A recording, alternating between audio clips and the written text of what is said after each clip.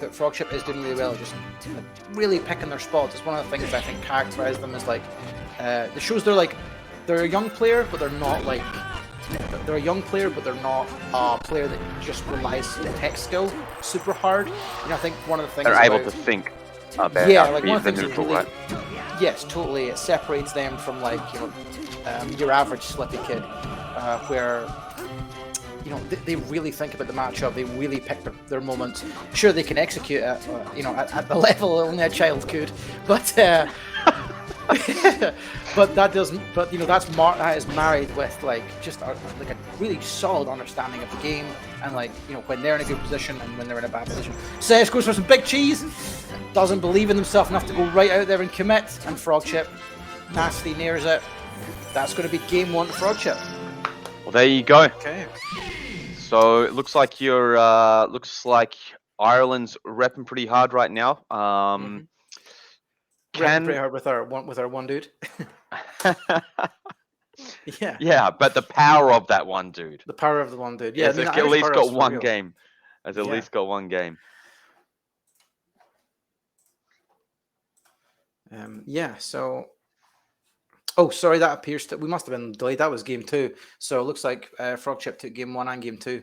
A swift 2-0. That's my apologies. Right. That makes sense in that case why they were on Pokemon. Right, I see. Yeah, it does, yeah.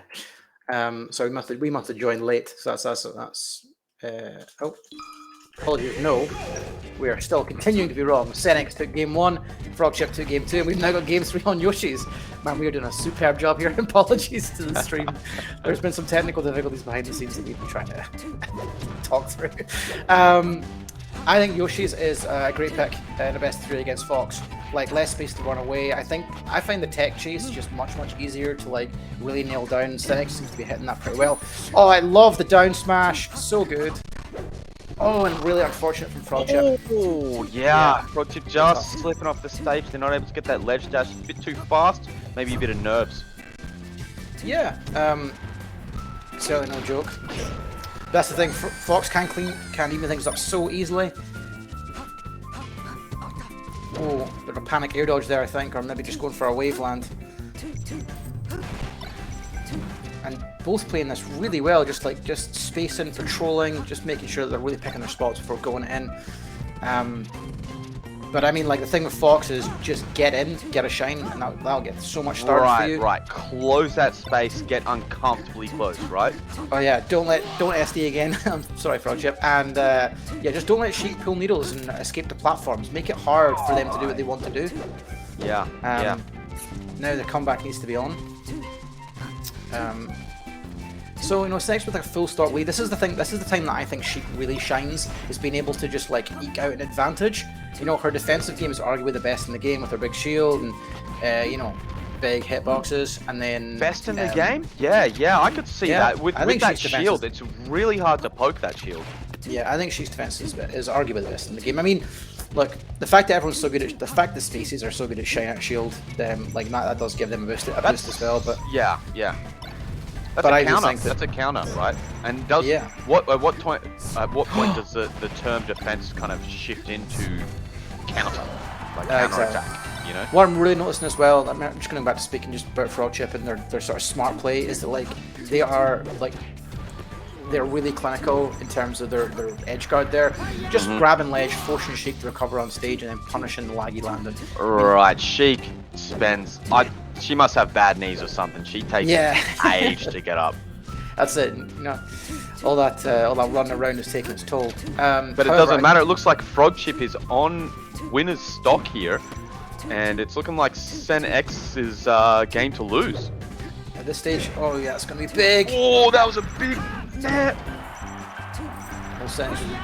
In the corner. I don't think Frogship can get out of this corner.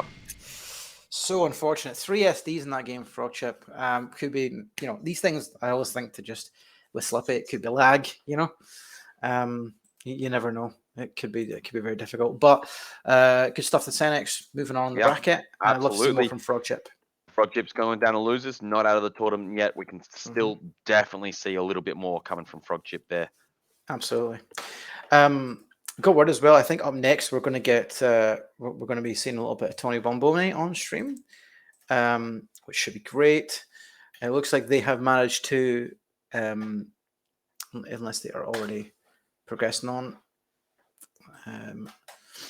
But yeah, so bracket is kind of. I'm just going to just update the rest of the stream. Just we're waiting on the bracket. So, predictably, the best ice climbers in the world, Johnny Fight, has gone took Jacoby down 2-0 and has moved forward in bracket. Now sitting pretty in winners round 3. Looks like Sharp and Tooth both made it through. They're due to face off against one another as well. Whoa, that's going to be a good one. Happy Meals is currently down one game to Mule, who is like a really solid Samus main. I've played a little bit with them online, and sometimes they can really just ferociously bring out. I think the thing with Samus as well, just one of the characters where it becomes like that much more difficult to really know how to fight them, because I think Samus either exist as really bad or like suddenly they're super good and you have no idea how to fight them. yeah, it's hard to find those. It's hard to find a Samus to practice against, because sometimes when you're playing somebody that's so much better than you, it's really hard to get something from it, because it's just like you're just getting beaten. You're just like and you might make an adjustment, but they're already 2 steps ahead of you, and they're going to make your adjustment feel like it wasn't good at all, whereas it might be. You just need to know when to do it. I don't know. Yeah, it's hard. But talking about Samus's, with Samus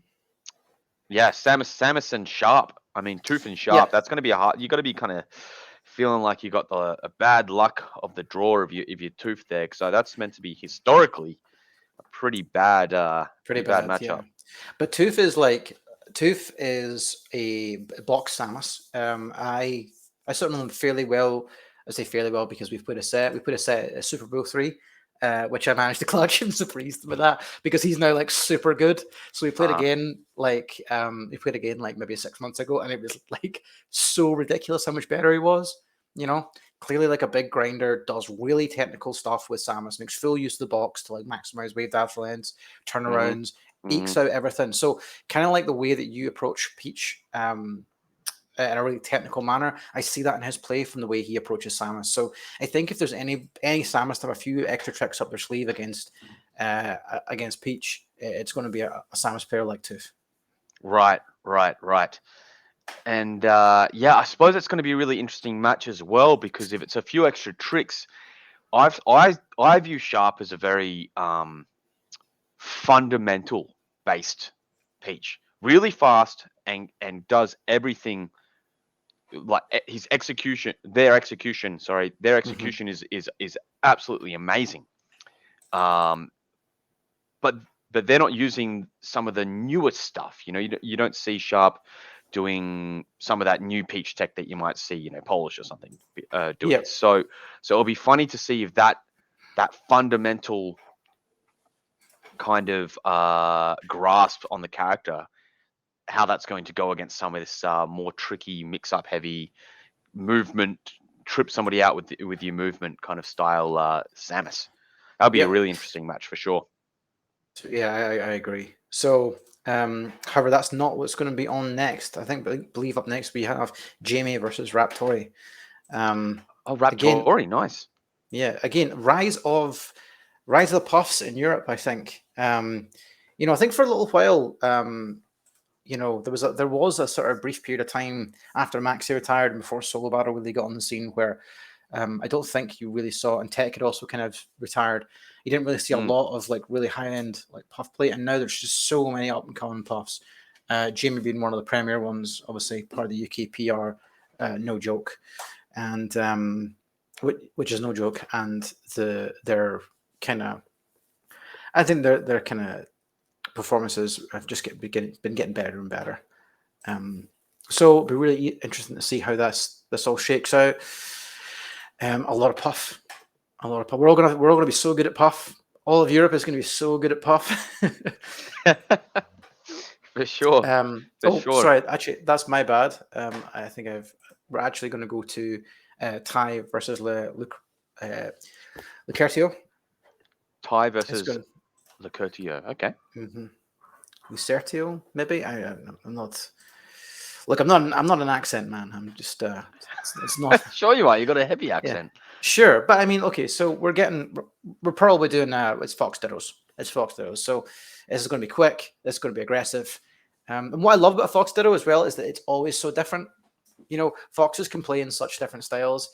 It's one of the characters that is the most expressive, and so whenever you go to a Fox Ditto, you really never know what you're going to get.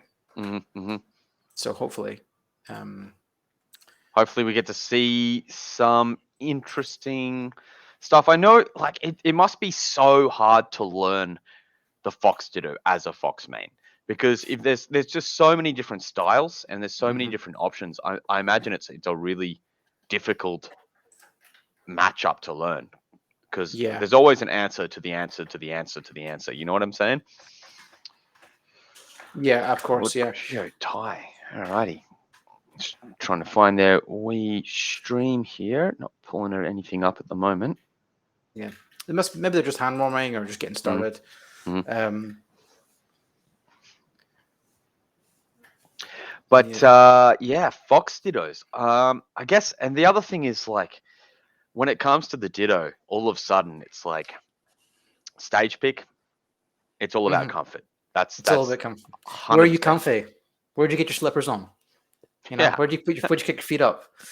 I think with Fox though, it's like, are you an FD Fox or not? Like that's where the polarizing really begins. Sure. Have you got those, up throw chain grabs, on lock? Do you hate fun? Basically, how much do you hate fun? If you do hate fun, do you want to go to FD? Yeah, and then if you're going to FD, your other favorite stages are probably Pokemon and then Dreamland. Yeah. Right? Yeah. Or you get like the fun foxes that are all about Yoshis and Fod. Those are my kind of foxes. The cool guys, right? And Pokemon before it was frozen, back when it was legit. That's back to the old stuff. Back in my day, you'll not believe what happened to Pokemon Stadium. I used to change. It used to change. Rocks would come out the ground. Go smacked against the wall. He's drunk again. Shut up, Granda. Yeah, that's the way it'll go. All right, Ty's got his stream up now. Yeah, let's go. Conventional wisdom would pick Battlefield. Just to feel out the Fox. I think so. I think everybody should start Battlefield. Don't get me wrong, I'm all for a little bit of rock, paper, scissors here, just in our level of competition. But personally, I think that if you value your time on this earth like me, if you're an old man and you've only got so many minutes left of your life, I don't have time to be wasting doing rock, paper, scissors. Let's just go Battlefield. Let's just, the truest, most balanced stage. Let's just start there and stop kidding ourselves. That's where I'm at. Yeah, for sure. I don't know. I think there's some space for starting in different stages. But the problem is, whenever you go rock, paper, scissors, for me, it is always just Battlefield anyway. So yeah, you always strike I swear you strike the Battlefield at least 60% of the time. Anyway, just it goes to show you're wasting my time and your own. But think about the low tiers. Come on, sometimes they want to strike Battlefield straight off the bat. Yeah, I think that's the thing to do, right? That's the real Chad move, right? If somebody goes, do you want to start Battlefield, and you go no, and you win rock, paper, scissors, the first thing you do is ban Battlefield. Yeah. Just like the early send the message early. Send the message, get in their head a little bit. Eke out the advantage that way. It might leave you in a bad spot, but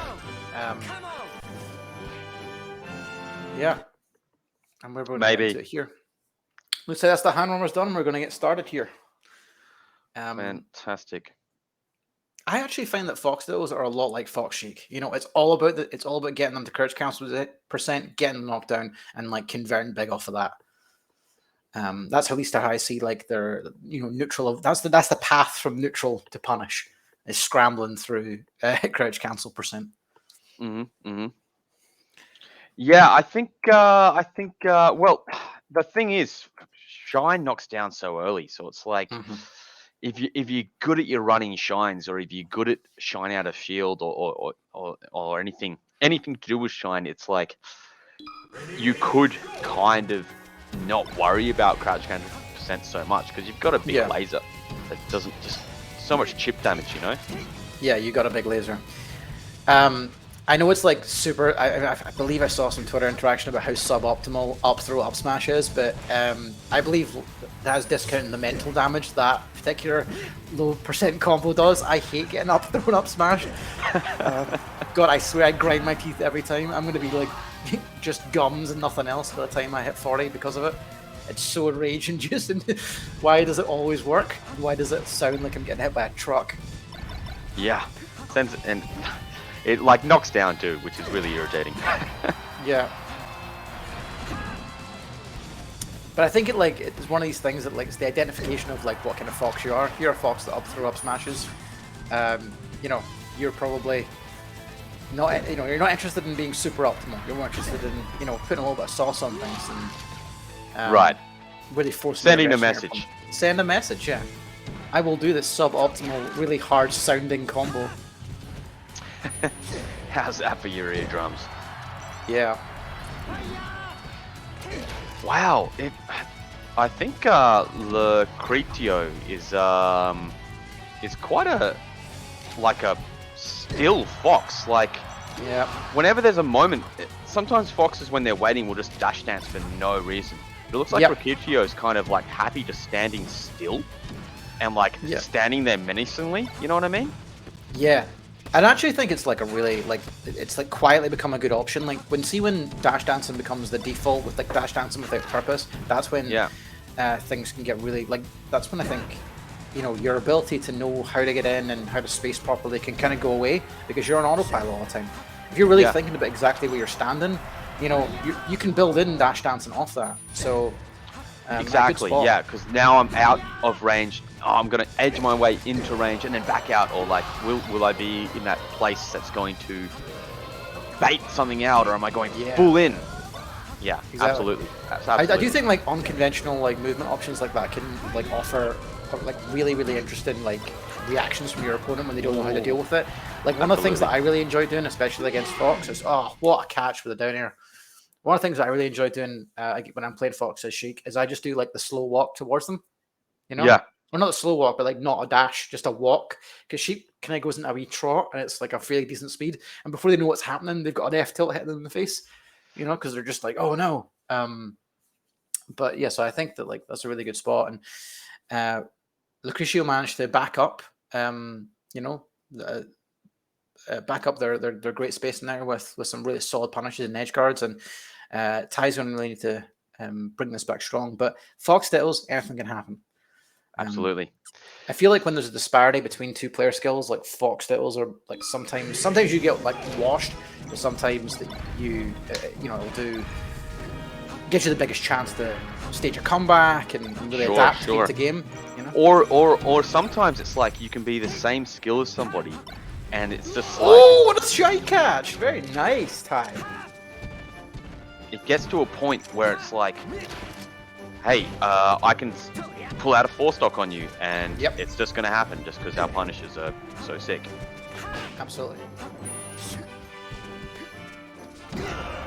Oh, 2 tournament winners. Not ready for the first one, that catches the second one. You know, and Ty still got a respectable lead here. If they get the next opening, this could be big. And it is. Then back air strings going. Yeah. I also like the color swap. You know, I'm a big believer in if you're off your color, because it looked like, I think from the hand warmers I saw they were both on green, right? Yeah. Ooh, all right. 3 pivot up smashes in a row. You know, I sometimes think like if it's not your preference, you got to pick your second best. Sometimes the color can throw you. Yeah. I know when it comes, it's not so much in Melee, but definitely in other games. Like when I was young, you're playing like Tekken or Soul Calibur. I had a preference costume picked out for every single character in that game, in those games rather. It goes like, oh no, I want the red Cervantes costume. You know. Right. Yeah. And if I'm not getting it, I'm not playing correctly. I'm not playing. Not playing this character. Give me the purple suit Kazaya, or I am not playing. Cute. I don't know. I think if you're the same character, same skin, I think the only reasonable thing to do, the only gentlemanly thing to do, is to both pick off color. Yeah, that is kind of more of a gentlemanly thing to do, isn't it? Yes, we got a basically even game here. Yeah.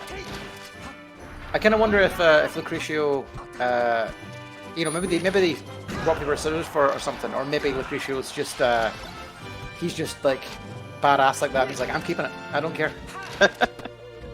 We're either playing the same color or I'm keeping it. Yeah, that's it. And here comes the chain grab. Dropped it. Oh. Not that they needed it. No, they needed it indeed. Twice up. Oh, what an up smash catch! But not enough. Yeah, needed a little bit of sauce on that one. Needed to charge it just a little bit just to kill him. See, a lower percent is fine because you can follow up, but Lucrecio wouldn't have been able to follow up with that one. So, nice shank catch. Yeah, that was quite quick. And I think looks like Lucrecio's going for some cheese, just standing by the ledge. Yeah. I say Ty needs to be careful. You've got such a % lead. You can just trade this for a win. Yep, trade to a win. Don't run into them in the corner. Foxes always do this. They're actually just Marth. Stand in the corner and try and cheese you. Oh, this is big! Oh my god. Lucrecio! Oh! Critical SDI! Yeah. Lucrecio picks up their food from being quite a ways down. That was hell of a comeback. Good stuff. Yeah. Fantastic. That was a really cool little set, actually. It was. Yeah. It was interesting to see that smash DI there. Because it's not something that, it would seem like a bit of an odd timing, being up in the magnifying glass and being like, yeah, okay, now's the time. Yeah. Sometimes though, sometimes I don't know. Sometimes I feel like with Smash DI, and this is my skill as a player. I'll be like thrown up, and I'll be like, okay, I know exactly when I need to hit this to the Smash DI to work, and then it doesn't. And then some other times it's like out in the middle of nowhere, and I didn't even know it's getting hit with up here, and then suddenly I hit it, and I'm like, I'm amazing. And it could have just been one of those, or maybe Ty's just pretty skilled. That could be it too. Sometimes you hit 10 in a row in a game. And sometimes you hit 0. Yeah. Oh, you feel like an absolute king when you hit say 3 SDIs off of Foxes Up Smash in a row. Yeah. Same with power shields. Yeah. So just a wee update for everybody as we sort of approach top 8 here. So Sharp defeated Tooth 2-0 and has moved on in bracket. Senex moved on after defeating Frogchip and played Smarted. They were also 2-0'd. And now Smarted and Sharp are playing each other to get into top 8. This is for top 8? Yeah, it's for top 8. Lucrecio, who just we just watched, has moved on to fight Solo Battle in the winners quarterfinal. Noon, I think I spoke about this just at the beginning of the recently PR'd Dutch Mario is also at winners quarterfinal. Doc Mario, yeah. Mario and Doc, I think they play both. Right. So but there's going to be a team kill because currently a lot of Dutch players in this, Happy Meals and Messi, are currently duking it out to see who plays Noon, and all 3 of them are Dutch players. So it's going to be team kill on team kill for the Netherlands, unfortunately. Right, that's all in winners, I guess so, right? So yeah, that's all in winners. It's team kill, but at least you can cheer them on from losers. Absolutely. That's always a shame when that happens. Always a shame. Yeah, but if you're going to lose to somebody, it might as well be your boy, right? I guess so. It is right. So yes, Sharp Smarted. Look at Johnny Fight sitting just before top 8 as well. So it's looking either Raptori or Jamie slated to fight Johnny Fight. If you're Johnny Fight, you're probably hoping that it's Raptori, I guess. You're definitely, yeah. I think that, we're just going to see the same thing here, aren't we? Like there are some really, everybody knows this, there are some real heavily one-sided matchups that, happen in this game. One of them would be Ices and Puff. And another one would be Ices and Peach, which we're about to see now. Arguably even worse again still. So, I would say, probably. Sometimes people say, oh, it's 80, 20, 70, 30 or whatever. I would just say it's whatever it is. Is it? Yeah. That's when they say it to me. That's what they say. Yeah. And is that when you beat Ices? Yeah, but I believe him. Fair, I actually to be fair, believe that's the same voice that I use when you beat me as well. I go, hey, it's 80-40. Doesn't even add up, you know. Listen. Any ice climber that wants to complain about Peach, just listen to them and agree with them because they have it rough. They have it rough in that matchup. This is just it's just payback for years of wobbling. That's all it is, man. Like they don't even have that anymore. It's been taken from them. I know. This is it. Like, you know, the sun will set on your empire, okay? Right? There are no more worlds to conquer, and then wobbling is removed from you, okay? It was years. It was years as well. Uh-huh. Yeah, stuff them. Exactly. Remember when you could remember it was a real thing that you could end up like just walking into like a set where you just get like wobbled 12 times and then that's it over. Like, oh no, I can't be on. I'm glad we removed it. The number one player in my city was in Australia was an ice climbers. Yeah. And was livid when they said they're going to remove wobbling. Was absolutely livid. Yeah. I remember I got walled at my very first tournament as well. And I was so furious. Man. Yeah, I was so furious because it was in Scotland and I got knocked into Amis, did a very decent Amis run, and I then got wobbled out of it and I was furious. So that was it. And my rage began there. My hatred for Ices began there, and that was where. I know that. I mean, look, I feel for them. I do feel for them. I'm not heartless. I know that it was as a tough break for the climbers, but I do think that handoffs offer a lot of the same stuff. It's just a higher execution thing. Like you can really, and I know you've got to deal with Nana's RNG, but if you know what you're doing, like handoffs can be like, one, they're super sick to watch. Two, they're not guaranteed. And I know wobbling wasn't guaranteed, but if you're good at wobbling, it was. Yeah. And three, like it has a bit of RNG, so it forces your mix up, and it means you have to be like active in it. Also your opponent is also active in it because as like Nana throws you in a certain way for the handoffs, you can DI to react to that to make it harder for the Ices, so that continues like Melee's fundamental attack and defensive game. It doesn't remove that in a way that wobbling does. I can't remember. I think I saw like a wee YouTube video like a while back. I consume a lot of Smash Brothers content hashtag on YouTube. Content. You're in the hashtag content consumer. I'm so huge on it. And and they were talking about how wobbling was removed from PM and how that became like all the ice climbers in that game started to develop like so much more techniques and so many more neutral interactions because of this thing. So imagine if ice climbers just never had wobbling and like the level of neutral ideas that they might have these days instead of maybe relying on being like, yeah, but that grab's pretty good though. It is still pretty good.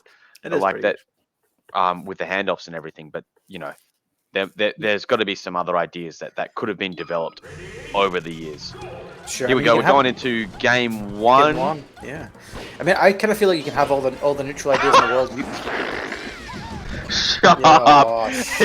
They're just children. It's just a boy. It's just a boy. Come on. That was 3 bears into the filthiest edge guard that involved a down smash. 4% on sharp going into Smarted's. Sharp is, as they say in Ireland, a mad scone. And I think what you're talking about as well is that they're kind of, I think you said that they were a very fundamental Peach, a very quick, very fundamental Peach.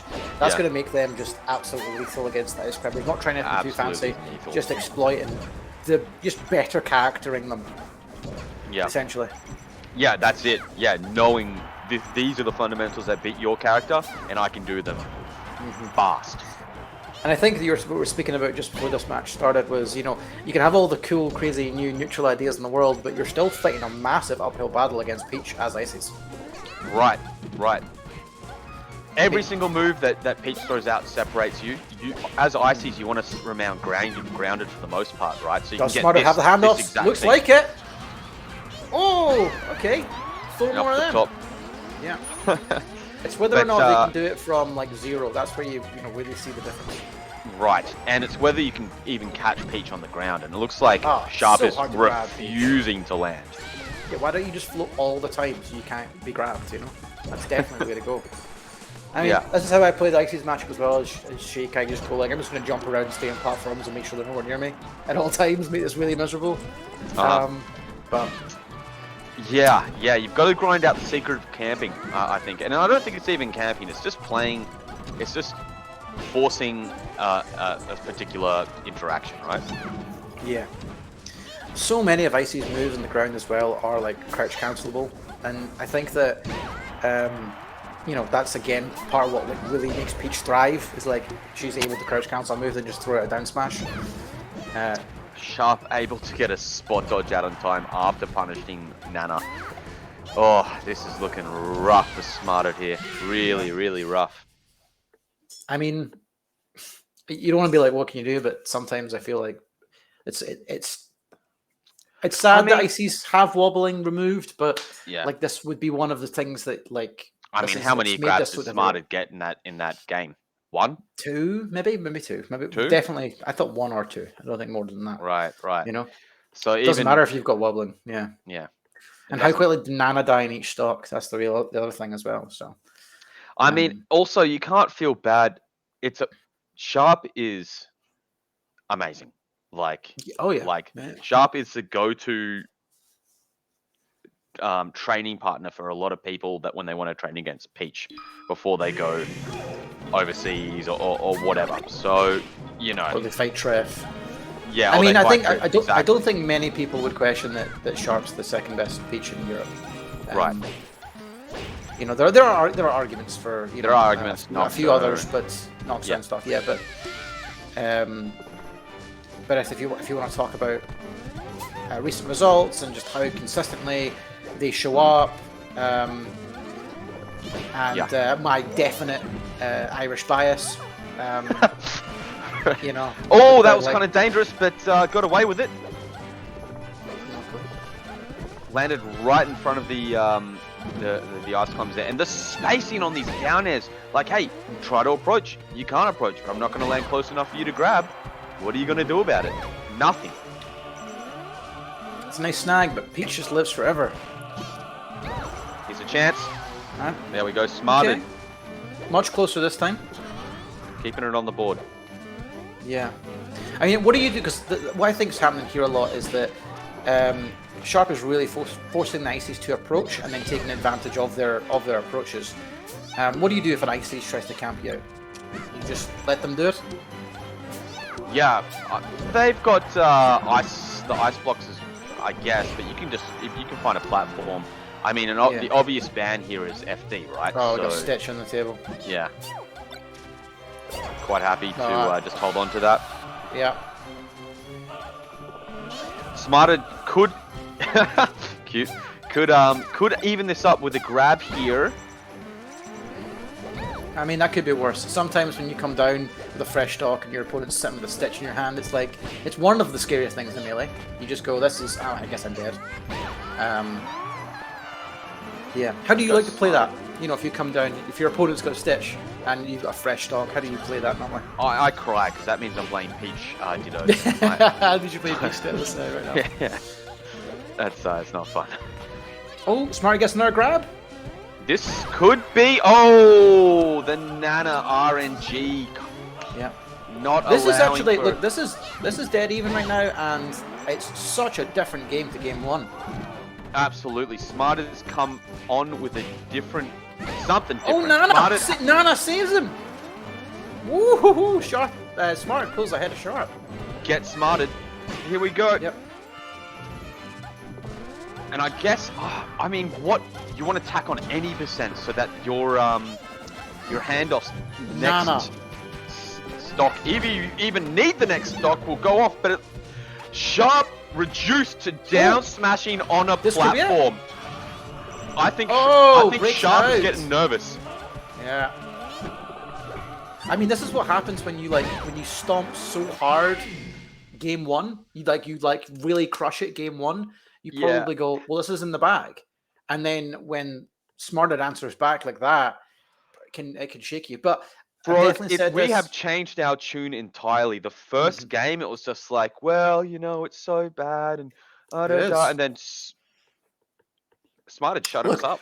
Pokemon is like a really good stage for ICs. Like and Smarted made really good use of staying under those platforms and picking their spots really, really well. But in the counter pick, but you got FOD next, probably. FOD's kind of weird because but the high platform sucks for ICs. The high platform sucks for ICs, and also they got so many kills off the top. Oh. What did Smarted ban? Unless we're in a winner's quarters best of 5, maybe.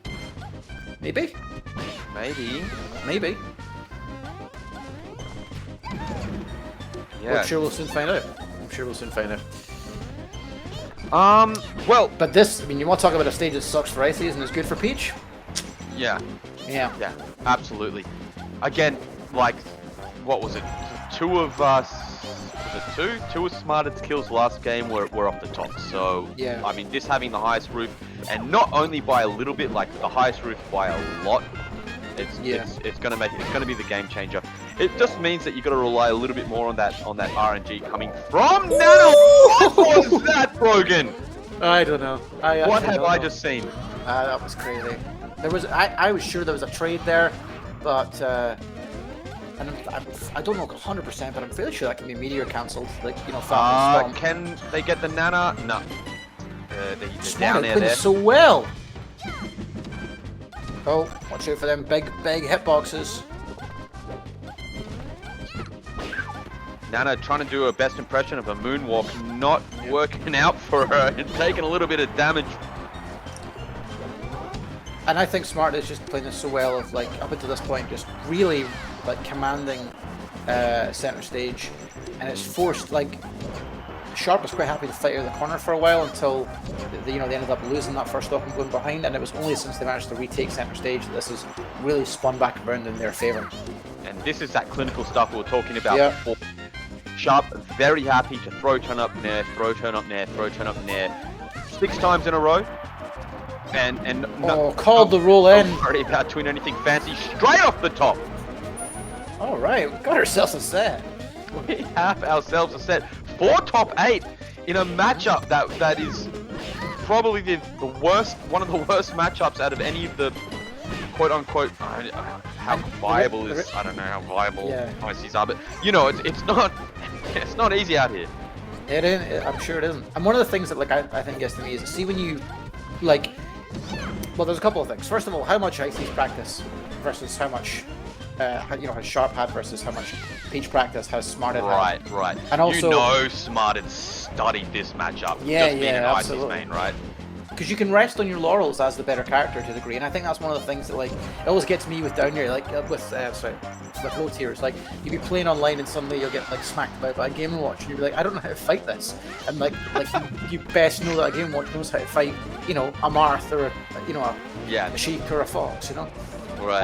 And there could be a little bit of that going on. Sometimes as a low tier, the most scary matchup is another low tier. Yeah. Oh yeah. Because it's just like, what do you do? What is this matchup? I mean, yeah. Alrighty. So imagine you're like a Roy, and you come up against the Game & Watch, you're like, how does anything work? What converts?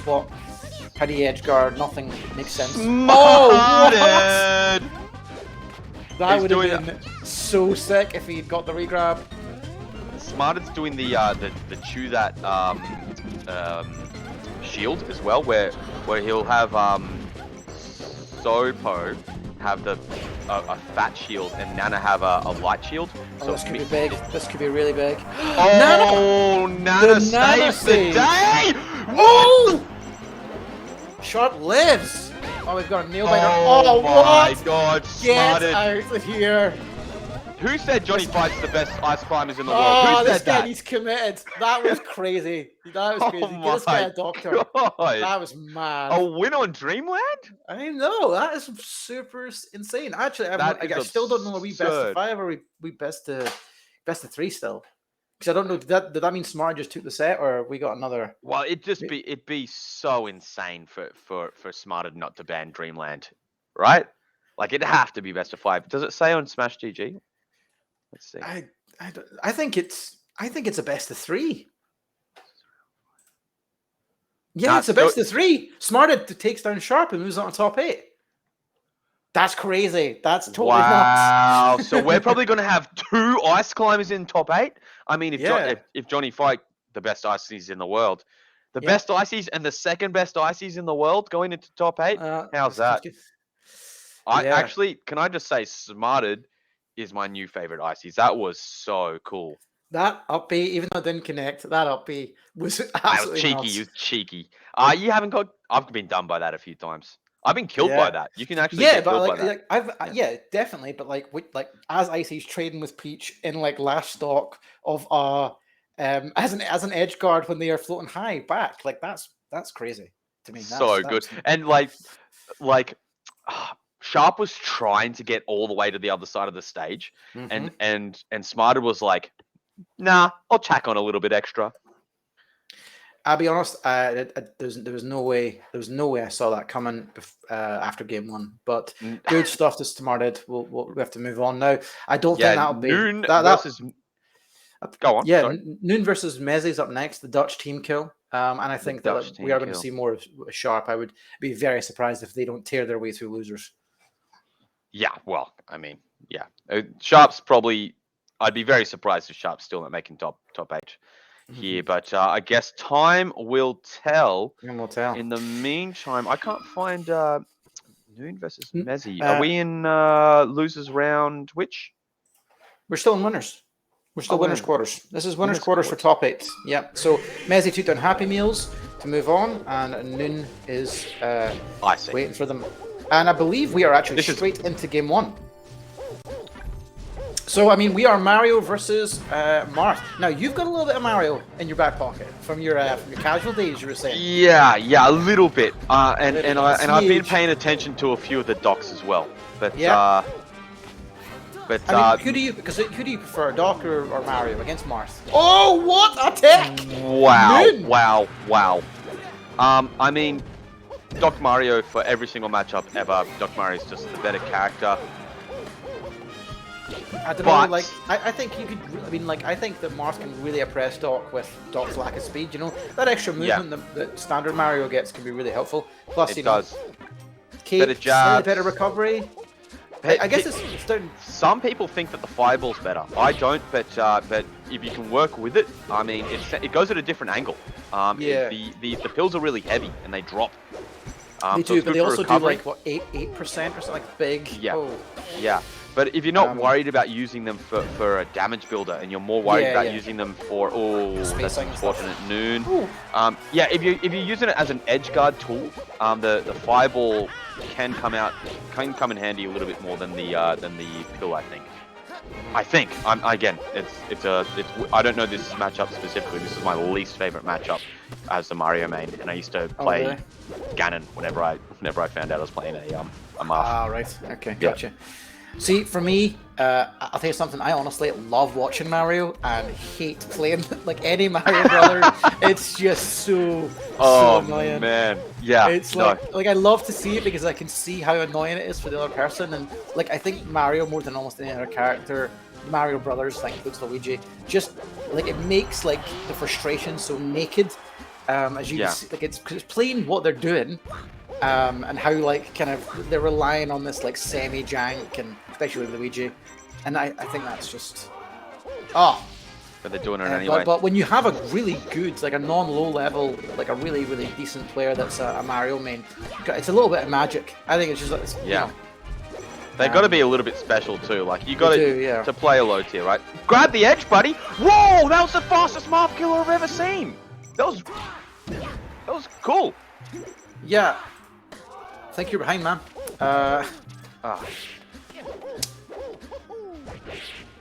Yeah, I mean, this is really close. Oh, Mario's recovery. I mean, that's one of the things, like, you keep thinking, oh, they're dead. And how many times are you going to get caught with the magnet hands as they somehow grab the edge yet again in big fists? Noon is playing this so well. Messi and Noon, I believe, are both new entries to the Dutch PR. I think they're both new. So, I think arguably the Dutch PR is one of the strongest in all of Europe. It's just so deep. Everyone, you meet somebody who's like, 15th in the Dutch PR versus, and you go, this guy's sick, Yeah. I just love the way that, Noon's playing this. Again, big magnet hands. Okay, I mean, we're last stock. 40% isn't so much if Messi can get something big started. That was a bad nair in the shield. Oh, and Noon knows exactly how to punish. Another Moth Killer. And forward air to F smash. Is that the game? This will be it. No, not quite yet. Messi needs some cheese and goes for big. Noon with an edge guard situation. Great recovery from Messi, dropping low and grabbing the ledge. Now Noon happy to just to camp out and fire those fireballs. Messi grabs him. Marth off a grab is so big, especially at this percent. Oh! Cheeky up B to break. Right, comes combo. out so fast, that up B. Yep. Oh, that was nearly a snipe there, I'm sure. And there to clean things out. Game 1 goes to Noon. Okay. Noon. Very good. Cool. All right, yeah. We got a Mario on the board, and you know what would be really fun, if we got to see Mario Ice Climbers, because I don't think that's that bad for Mario. Oh really? Yeah. Well, maybe not. Yeah. Also, like you all spoke about like Mario being like a weird weight, right? It might make like the follow ups kind of tough because he's floaty, but he's not super floaty, and and like because of his weight, like your timings can get messed up quite easily. Yeah, absolutely. Yeah, absolutely. And like I think actually I think Dr. Mario is actually a more of a normal weight. So if you're really used to comboing, it's easier to kind of feel that Dr. Mario and feel comfortable with the Dr. Mario than with a Mario. And Noon counter picks two Doc. Right. Maybe it's a stage thing, Maybe Pokemon sucks for regular, or it could be just to mix your opponent up a bit, Like if you're comfortable with both, you go like anything you think you've learned. All right. The tongs are out. We got a bit of teabagging going on here. Yeah. So maybe it's that. Maybe it's a little bit of like just keeping your opponent messed up so they can't learn anything from game 1. Yep, absolutely. And how do you switch between these two doctors? This guy is what a strange player. Yeah, one to watch. That shouldn't have worked. Yeah. Messi really needed to have not allowed that there to come back on the stage. But here we are. Messi throwing out some randy forward smashes. Oh, not letting them work. Oof. That was tough. Invincible back air, gonna seal that one out. This is kind of a big climb now for Messi. It is, especially if Noon is able to tack on some damage here. Every single piece of damage on this stock that you still yet to take. Yep. That's a weight. I always think that Doc's kind of a good, Doc, like Luigi, like Peach, good trade character. You can makes them decent at playing the lead. Yeah. So Messi needs to play is so careful to close out this kill early without any issues. I wonder if got to get in somehow first. Yeah, you got to get in first. I wonder if I'm now thinking about the taunts, the teabagging, and I wonder if it's like is this pals doing that, or is there sometimes you get beef internally, It's got to be pals. It's got to be pals. Yeah. Or maybe Noon is a mental damage kind of player. Like if you think about it, Mario, like he's switching up the Marios, doing the teabagging. Yeah. Trying to break the composure of their opponent. Yeah, that makes sense to me. I mean, like God! Totally tracks with the Mario main. Low up airs and low down airs from Noon are just combo extending like. Oh, what a snag with the back air. Good recovery from Messi to get back. Fighting their way at the corner. Noon wastes no time. Messi on winner's stock. Noon looking to secure top 8. Yeah. Doesn't need to drop a game. Not interested in the game 3.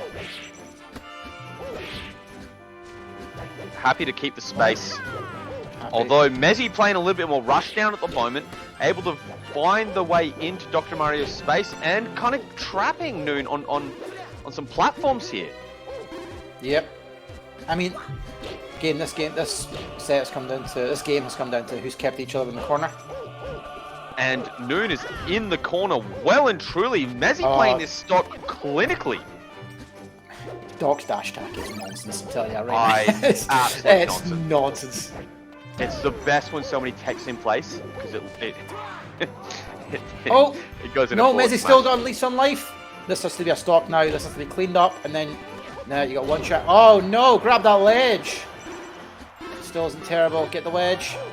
Oh, Doc is back because he's actually insane.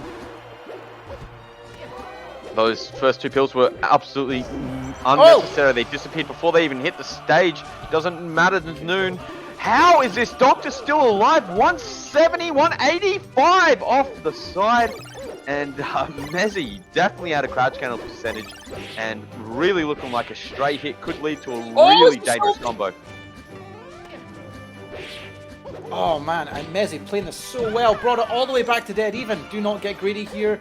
Doc is looking for a big cheesy down smash. Oh, caught! Not ready with the tech, and then Noon takes down Messi 2-0 to move on to top 8. Wow. How exciting. I'm definitely keeping an eye on Noon for the rest of Snowdown. That's for sure. 100%. Very good. Noon's on my radar now. Noon's on my radar. That was fantastic. I remember seeing Noon in some of the same crew battle events, I believe, but there wasn't what I would consider to be like a huge standout performance, but it seems like one-on-one in a set they can really do some damage. So I'm just gonna run through where top 8 stands right now. We're waiting to see who's up next. So secured for top 8, solo battle, 2-0 Lucretio to get through. Noon just got through, defeating Messi. Smarted, we saw versus Sharp to make top 8. Johnny Fight took down Raptori. Raptori took a game off Johnny Fight. Yeah, and maybe he dropped the controller or something. So now we're working our way through for the remainder of top 8. So it's all losers from this point on. So it's right. It's Stylo's done a huge run. We saw Stylo in at the start of the game one that we commentated. Stylo versus Happy Meals. That's a huge run for Stylo, and I guess if Stylo's able to clutch this one out against Happy Meals, Stylo versus Sharp. I mean, Sharp. But Stylo's a Jigglypuff. Maybe Stylo has some stuff.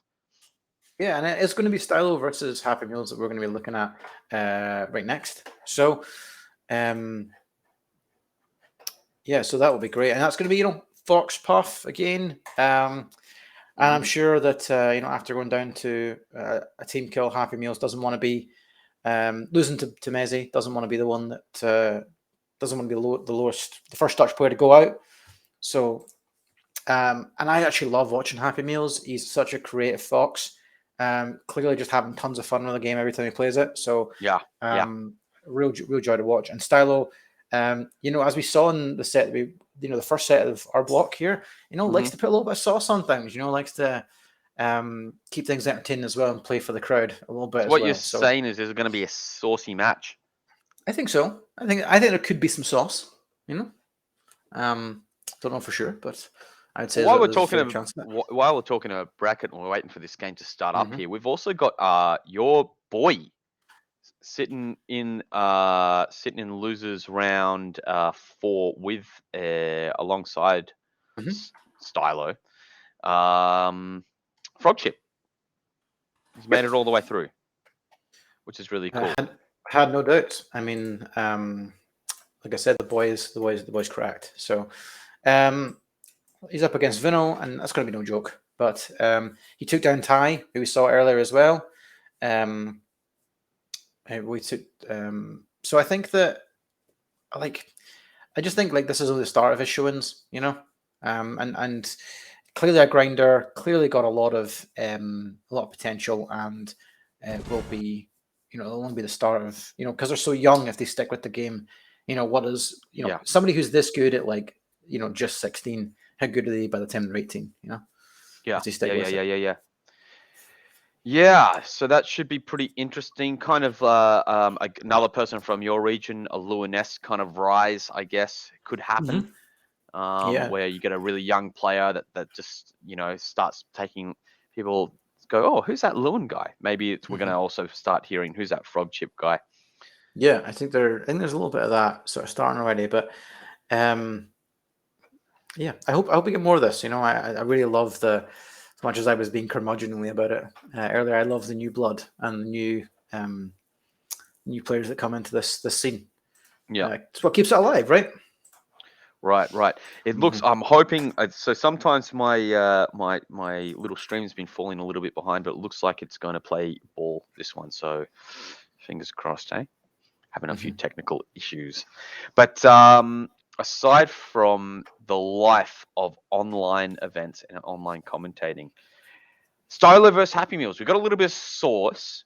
I'm not too familiar with Happy Meals. I've seen Happy Meals' name on a few tournaments, which means they must have made a few brackets, I guess. But I don't think I've ever seen them play. So Happy Meals is on the Dutch PR and has been for a good while. And I think bit of an old school player. Yeah. So one of the things that not that old school, still fairly new in the grand scheme of things, but one of the things that I think really sets them apart is that they came in at the bottom of the Dutch PR and jumped quite a bit. By the time they were on it again, really jumped up. Yeah, and I know Stylo's a bit of a student of the game as well, being in Cone's Academy a while back, and that sort of thing. Not sure if they're still in there, but definitely they were.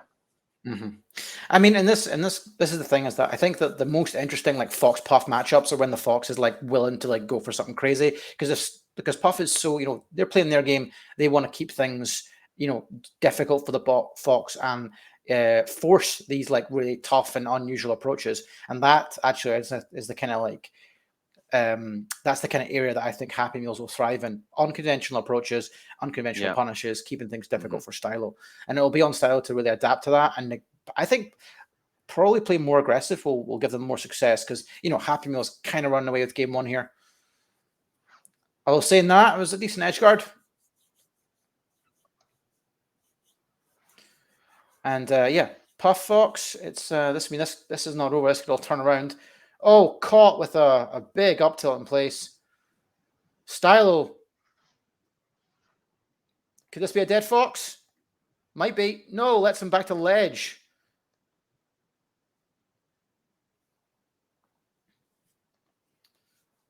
But playing this so much better than the start of this match. It's great adaptation. And if we can see some more. Oh, great SDI from Stylo to avoid the up smash there, or the strong hit of the up smash. It's not going to be enough. A little bit too late in that adaptation there. And Happy Meals takes game one. So I mean, best of three, probably ban in Dreamland. That's the conventional wisdom. So I'm guessing that Stylo might go up FOD.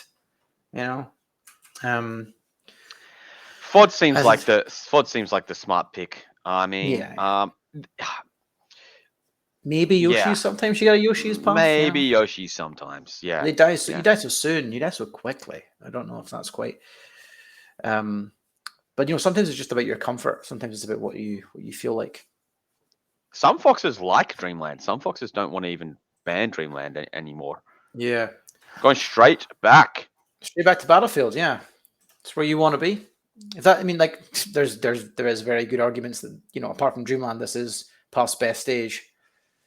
Sure. Oh, not able to space the back air. They're getting burnt by the Firefox.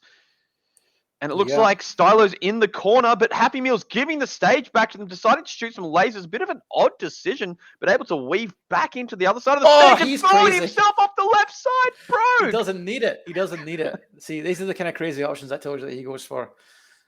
I don't know quite what that was. Jab up smash every day of the week. Catching that DI in with the jab, and then that will connect straight into that up smash, killing off the top. Quite a fast Wii player. Loves the laser. Not even Styler wasn't even on the ground. Just decided to shoot a few Oh, anyway. that was a really early kill. Very nice, very clean.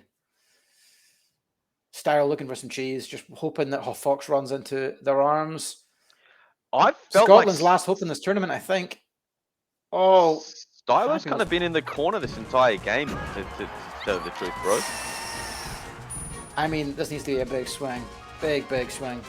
We've seen crazy things from players like Smarted. Here comes a rest. It's not going to kill. It's not going to be a kill, but should still make it back and be, Edge guard situation. Still, I think in those situations you still get the advantage. Yeah, because you got you got all of neutral. Yeah. Forward air. I do think that like Stylo has done a lot of waiting at the ledge when Happy Meals is trying to recover, and there's not been a lot of like just off-stage edge guarding, which Puff is so good at. Right.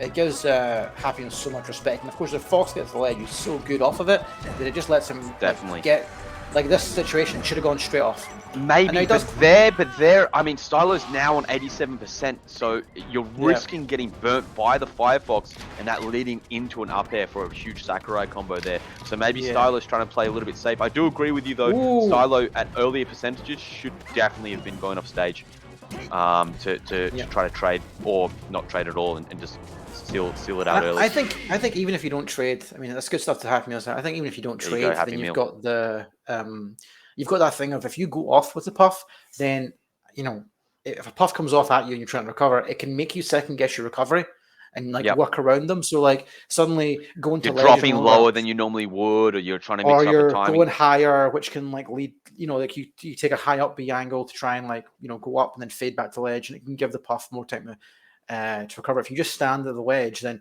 it's basically whatever they want to do. I know you can still react to stuff, but and we actually saw Styler getting burnt quite a number of times, or just Happy Meals getting back to free quite a number of times, just because Styler was kind of standing there. Yeah, Fox's Firefox is absolutely nonsense. So I think that like sometimes that thing trades with you and you go, that shouldn't have happened. There's no way, but it does anyway. But anyway, that was really fun. Thank you. That's going to be us, actually. So thank you to everybody for sticking around, watching us, and top 8 will be up shortly. Just wanted to, before we head off, just wanted to do a quick shout out to the crew, production behind the scenes, did amazing work. Also, and just some of the sponsors, Fightcore, Wednesday Night Melee, and SSBM Russia. One of the things that I think just so good about the Slippy era is, having, you would never get exposure to, people who play Melee from like, countries in the Russia and the former, the ex-Soviet countries of the Russian Federation. It's so cool that there are players that are out there. So I would place for them to meet, and you don't even have to be from there to join that join that Discord as well. Actually, Obviously, one of my favorite things actually is like when I'm really feeling for me and there's nothing on, I just see what's going on Twitch. I remember watching there's like an Argentinian tournament that I've watched a couple of times. It's just great because you can't understand anything because I'm uncultured, but it's great. It's great to actually just watch and just know this game is alive all over the planet. Anyway, that's going to do it for us. Thank you so much. That's going to do it for us. Thank you, Brogue, for commentating with me, and we will see you guys in the chat, most likely of top 8, watching for some Marios and for some ice climbers. Ice climbers, yeah. It's going to be a really interesting top 8. It is. Okay, right, but bye for now. Bye for now.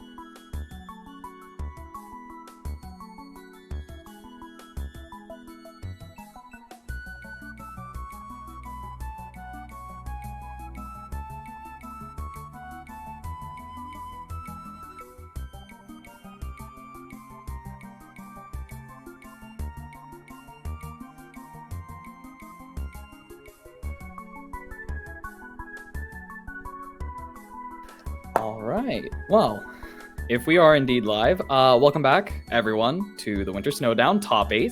I am Freezy, and I am joined by my wonderful co-commentator, Zondi. Say hello to everyone. Hello. Hello, All hello, right. hello. You want to tell us about the set we've got coming up? It's a bit of a weird one. Yeah, we have an Ices Ditto. We have Johnny Fight versus Smarted. Smarted just beating Sharp and Johnny Fight just beating Raptori. It's going to be an interesting one, to say the least.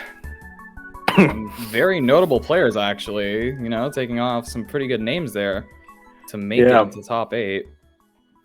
Yeah, I mean, obviously people are going to be talking about ICs being Peach, but I think in general, just the matchup that we're going to see now is going to be... I mean, how often do you get to see an IC's Ditto, right? Especially one at this level. It's going to be a good time. Yeah, I'm trying to think back to possibly any ICs that we've seen in America recently, but I honestly can't name one. No, not that I can remember. I honestly... Yeah, no, not at all. Yeah, but... Yeah, there's a... I don't know. ICs versus floaties in general is going to be an interesting one, and we're getting right into it. All right, we're in. Here on Battlefield.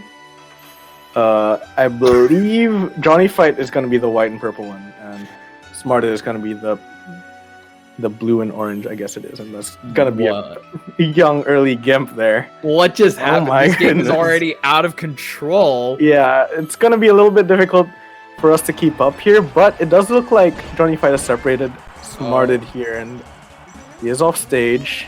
Should just It's about gonna be be it. Sobo. Okay. Nice, easy recipe. Nice. Okay. 3 stocks apiece. Perfect. That was quite the hectic opener there. They did CC down smash into each other, and then I just couldn't even tell what was going on. They were scrapping so hard, and there were just too many people on screen for me to keep up, honestly. Yeah, and it just looks like it's just a matter of whether or not the down smash actually hits Popo, right? Because if it's only hitting Nana, then Popo's going to be able to run and dash attack with punish. And yeah, we see there.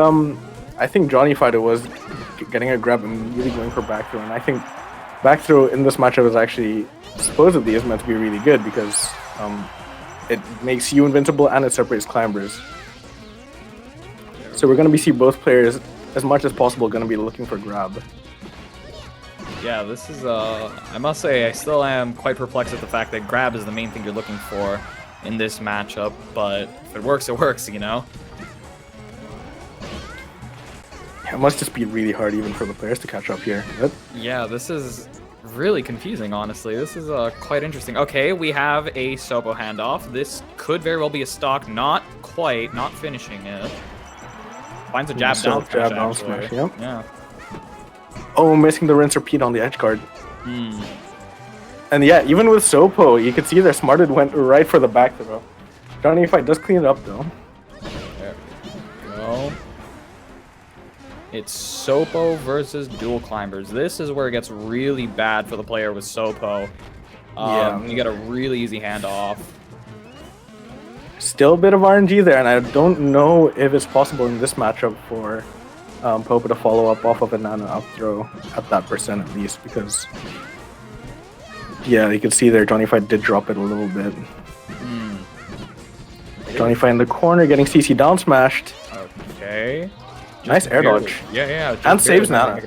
Wow. Not to mention that that up B looked edge cancelled actually, making it back onto stage in the cleanest way possible. That would have been really nice. Nice little back air to catch out Nana. And that should be it. fully charged up smash, barely killing there, and that's gonna be Smarted 1-0. These are best of 5 now. Yeah, these are best of 5. I really did think that, you know, it was Climbers versus Sopo. I really thought that was it, but apparently not. Turned around just like that. Yeah, it was definitely a bit of a crazy situation there. But yeah, barely clutching it out. Smarted taking game 1. Not bad at all. Okay, well this is the overlay is just a little bit scuffed on the stream here. Is it? Oh, I don't see it. Yeah, you have two popos kind of fusing into one. It's like when you're a kid and you have the iMac photo booth and it's the mirror one. Oh yeah. Oh. We are here in game 2. We have just a very quick early lead for Johnny Fight. Nice wave dash out the shield punish, but we're not able to see. No, I can see. What I'm not sure about is why BF again. I feel like, I don't know, I think a lot of people don't take advantage of counter picks and dittos. They just go straight to BF, even though there's like a lot you can do to accommodate for your playstyle. If you feel like something's not working, then you can always just choose another stage. But no, we're just running it straight back to BF. I think it was at the point where game 1 was close enough that it doesn't really matter. And Yeah, that's true. with the way it ended, really, it could have just gone either way. That is true, yeah. Johnny Fight is feeling a little confident, even though he is gonna lose his Nana there. Yeah, this is not looking great already. Let's see. Ooh, missed wave land, and Johnny Fight makes it back to stage. Okay. CT down smash on the CT side down B. smashes. There you go. Okay. Nice and clean.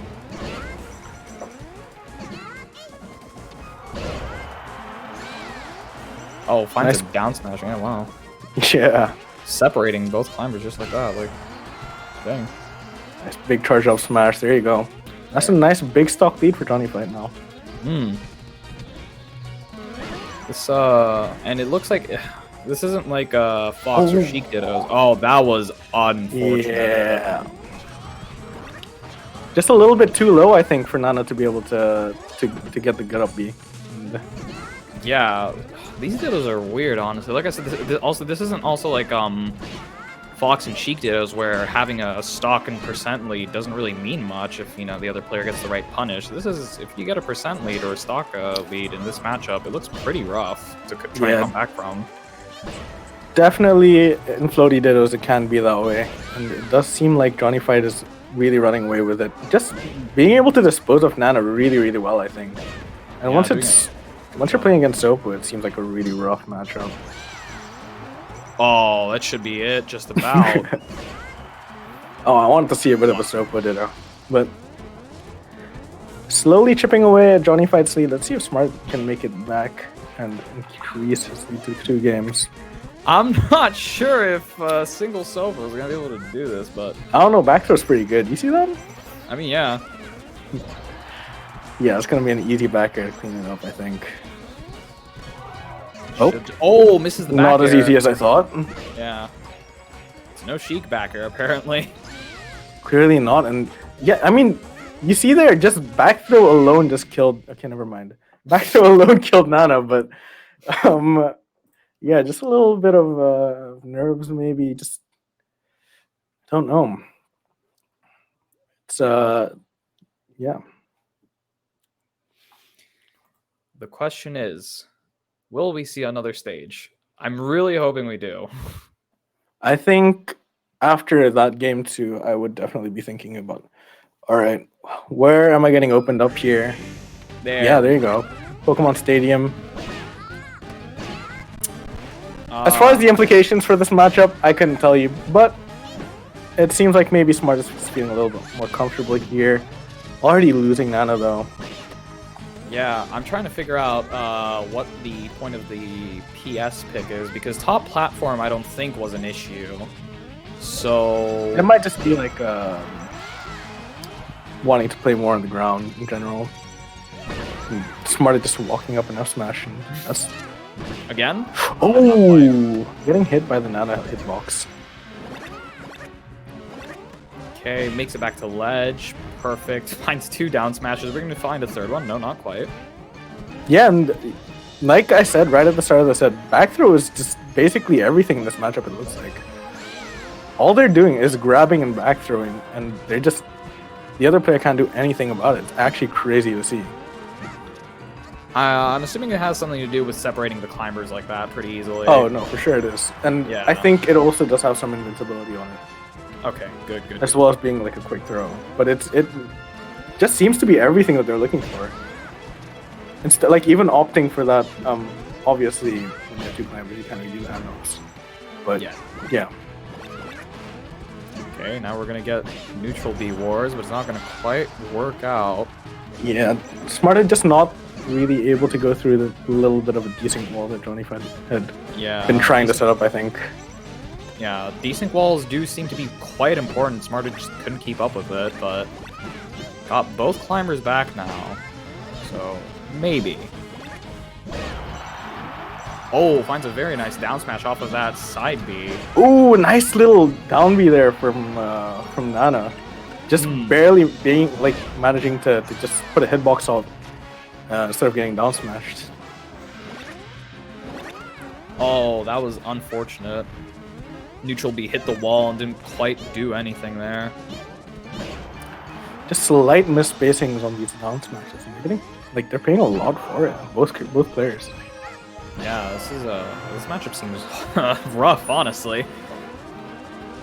Especially once Nana's gone. I feel like once Nana's gone, this is definitely one of the worst Sopa matchups. Oh, finds a very nice double hit on the ice there. Oh, are we gonna see a hand up? Yep. Quick little hand up. Very simple down throw up smash or whatever throw up smash. I don't really know anything about ICs. I think that was down throw up smash. Yeah. Oh, that was actually separates the climbers pretty nicely there with up air. Yeah, we see Smarted, little nice desync here, but Johnny Fun makes it back. Maybe losing his Nana, but oh, he makes it.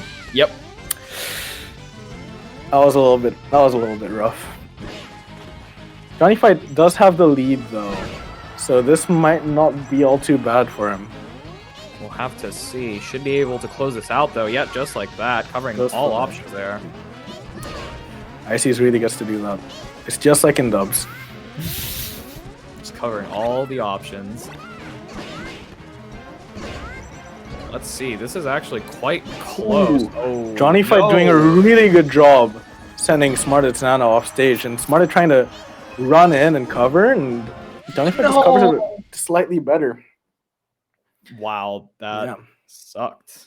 That was not much he could do. Yeah, I mean, that drift back seemed like it should have worked, but it just drifted a little too far back and just didn't work out. That is unfortunate. Yeah, and it's gonna be 2-1 to Johnny Fight now. So clearly that counter pick didn't quite work out for Smarted the way he wanted it to. We're going to FD. Okay, yeah, sure. He wants even more space. He said the space that we got on Stadium was not enough. There were still too many platforms. I mean, FD for Dittos is it's quite the pivotal stage because it's always polarizing. Yeah, like it's quite important. But just like that, losing the stock already, 3 stocks to 4. I think it's generally one of those stages where the quote-unquote worst player will generally try and counterpick 2 and try and win on the punish. At least in other matchups. I can't really speak, of course, to the IC Zero that's happening on screen right now. Which I don't know if you noticed that. That was really funny, where Popos were fighting and Nanas were fighting. Yeah. That was ridiculous. Alright, just like that. Wow. But it seems to be working out for Smarted. A 2-stock lead now. Yeah. It's gonna be whittled down to a 1-stock lead. 3 stocks to 2, I think. Maybe feeling just a little bit more comfortable without the platforms, or just being able to punish more cleanly. Yeah. Again, these back throws, they're so quickly, they're just doing them. Finds a CC down smash there, I believe. Not letting Johnny get a single opening there. Like, just absolutely nothing. Ooh, and just missing the whiff punish. Let's get a down smash afterwards now. But this is going to be smart at Sopo. Gets the reverse out smash. That's really big. And taking a Sopo stock in this matchup just seems infinitely harder than other matchups, really. You don't have, like, reaction tech chase that you do against Fox or against fast fallers in general.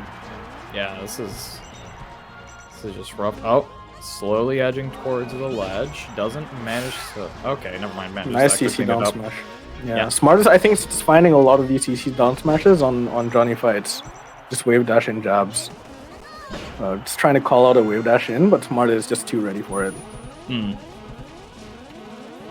Alright, well, it's 1 stock to 2. It's been kind of hard right now. I don't really know if Johnny has a way back in this, but we'll have to see. The way in is back throwing Nana off and 2v1 Sopo. It's not even, I'm not even joking. I feel like that's pretty much what Johnny Fight is going to be looking for here. Finds an F smash though, and it does lose Nana and does lose the game. It's going to be 2-2. Well, game 5 Icy Stiddos. Welcome to Winter Snowdown. Stay warm, everyone. All right. Climb that ice. Very, very nice. Okay, wow. This is starting off quite nicely already. We have a game 5 for our first set in top 8. Yeah, and what a set it's been so far. I mean, yeah. What more could you ask for? We got a Dreamland counter pick. All right. Coming out for Johnny Fight. This is yeah, this is the stage I just about expect. It's FD in size, but got platforms. That's pretty nice. Ooh. But Johnny Fight's calling out that charge up smash, saying, "You don't do it." Just jumps in, down airs him. Oh, gets a tech chase, up smash. Yeah. Very, very nicely done. That in that moment, that was pure ICs. That was like, I'm not playing against another ICs. I know my handoffs. I know my tech chases. It's all the stuff that they're used to doing in not super weird matchups with 4 characters on the screen. And also just the F smash, they're desyncing the ICs and just sending both of them to either side of the stage. Leaving Johnny alone now to defend with Sopo. Doesn't manage to do it for too long. Yeah, getting grabbed at ledge is just a death sentence against either of these players. Both their handoffs are just going to be way too good for that. Okay. Nice. Oh, not quite down smash. Oh, barely missing. Barely even spacing. No smash. Yeah, Johnny Fight's going to want to kill Nana. Okay, there we go. I was going to say, both climbers made it back to stage quite a few times there. Finds a down smash, manages to separate the climbers. Ooh, nice run in down smash. This could do it. Who knows? Yeah, Smarter really trying to go for Nana there and make it a Sopo v Sopo. Because with the extra climber, it's really rough. But there you go. It was just the wrong climber there that got the grab. Ooh, a missed ledge. Yeah, wow. You didn't see it. But it's game 5. It's top 8. It's gonna happen. Johnny Fight cleans it up though. It's 2 stocks apiece. Dead even. 4 characters on the screen. So much to look at. I didn't realize I was watching doubles. Hold on. Yeah, Johnny Fight off stage. Nice catch on the jump, and then afterwards cleaning up Nana. The CC wars in this matchup are ridiculous.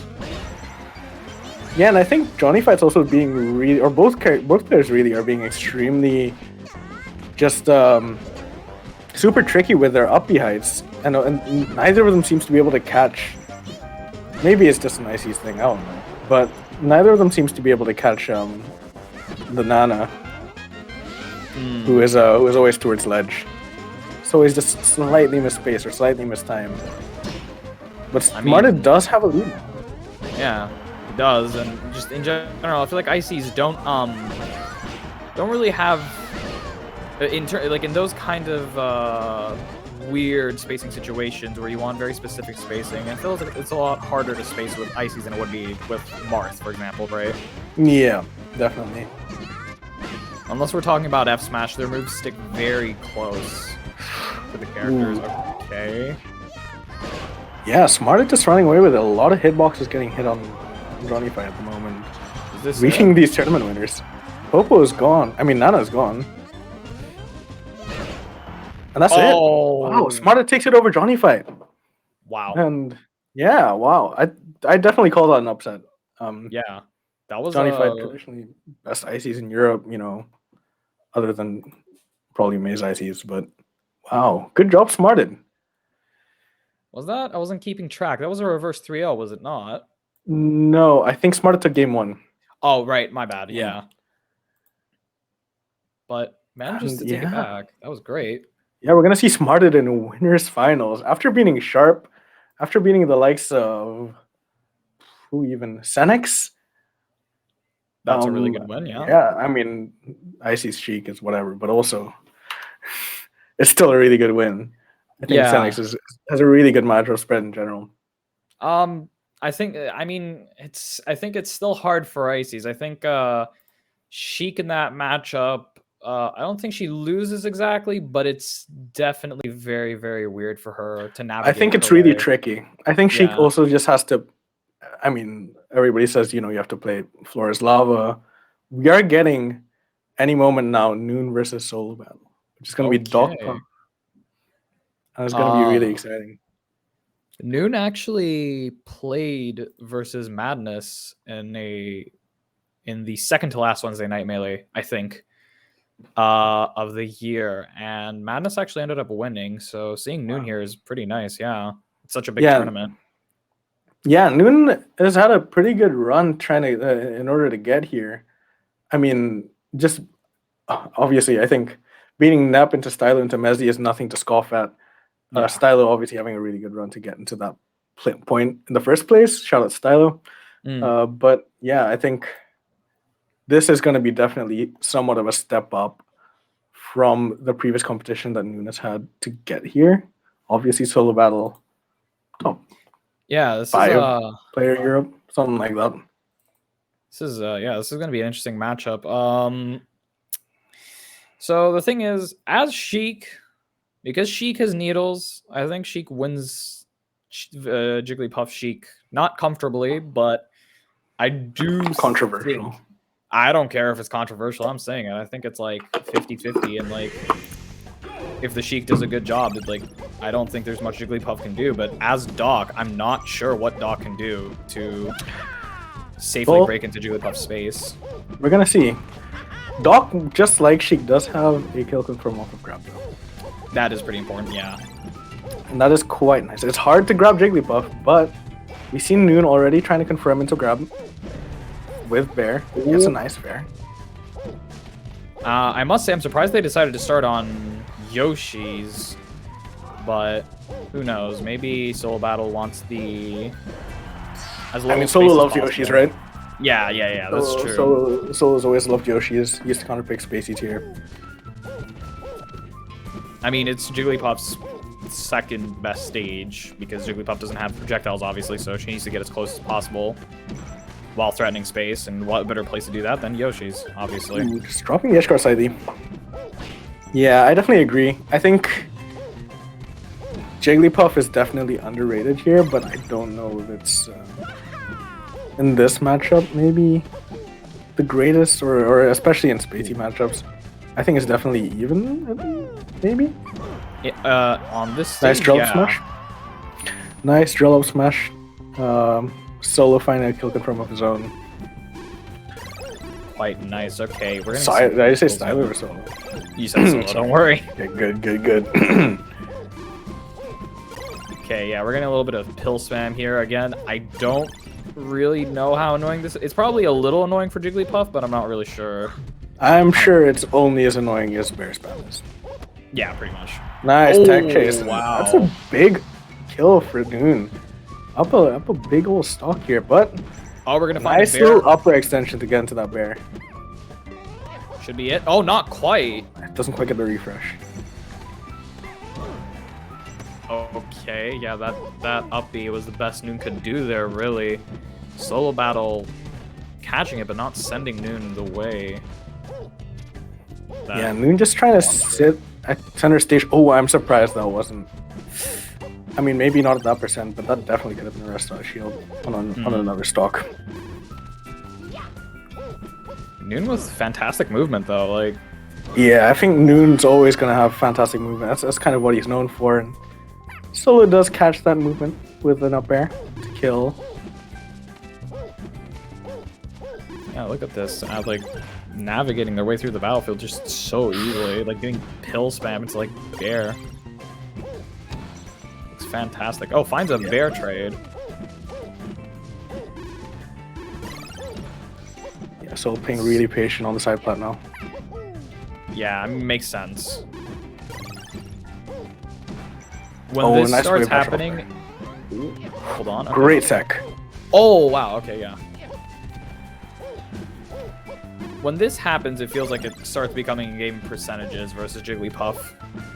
Yeah, I feel like after a certain point, after drill up smash stops really being an easy thing for Puff to find, which, I mean, in general, it's not that easy to find. It's just a matter of, well, all of a sudden Bear becomes really scary to get hit by because you're off stage and you're Doc. Yeah. You have mix-ups, but not that many. Oh, finds a nice little bear. Oh my. And just catching Solo overextending a little bit. And the pill is fantastic, though. Yeah, it's gonna be a last stock here, game 1. And Noon's doing a crazy good job here. Let's see. Both players just playing really patient. Just looking for the right spot. Nice down smash. Oh! Doesn't quite knock down. If Noon was in tumble, that was an RTC rest. But I'm pretty sure. just slightly low percent there.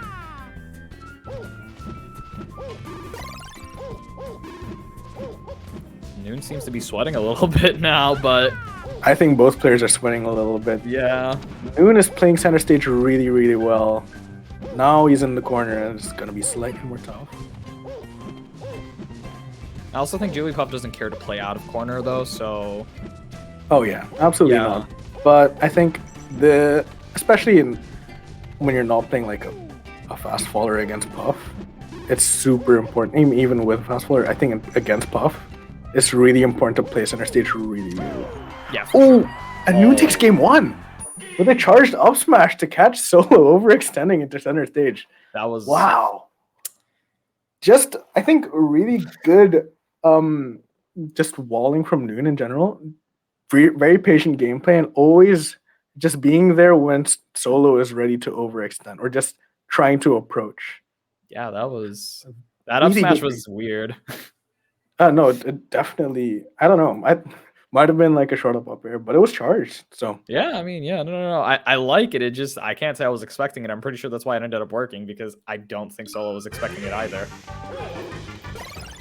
All right, here we are, Dreamland. Unsurprising. Yeah, more or less expected. On this stage, oh wow, that was a bit of lazy drift there from Noon. That's gonna be stock 1. Yeah, just falling right above Solo, and Solo's gonna be catching that every day. You can't sleep on these players, like. Yeah, not the least second. Solo. Yeah, the second. Oh, not quite. Yeah, almost gets him.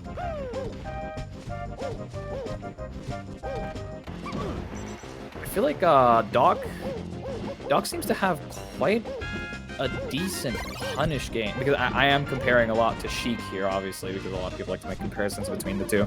Feels like Doc has a surprisingly nice punish game with up air on Jigs. Yeah, I think Doc gets like some really big 2-3 headers. Oh, missing the DI. Okay, nope, not quite. I think like up air, like back airs and up airs link pretty nicely into one another. Yeah. Down smash can kill sometimes if you catch a Puff landing, which is always nice. Just like with Sheik. She can catch Puff with down smash pretty easily if Puff gets careless, but it just feels like like I said, the punish game just feels so different. Oh, that air dodge was a bit desperate, but no, I think it was. I mean, what else could Solo have done other than weak fair in that spot, right? I think it was just a mix up from him. Doesn't quite work out in the end though. Down this whole stock just because I think just from that earlier interaction with the up throw bear. Ooh, nice up B. Really good up B there. You can even cancel that up B mid-air, I think, if I'm not mistaken. That would be crazy. Especially from, I mean, I'm pretty sure Noon only really plays Doc into floaties. Yeah, makes sense. Traditionally more known as a Mario player. Yeah, not a Doc player that much.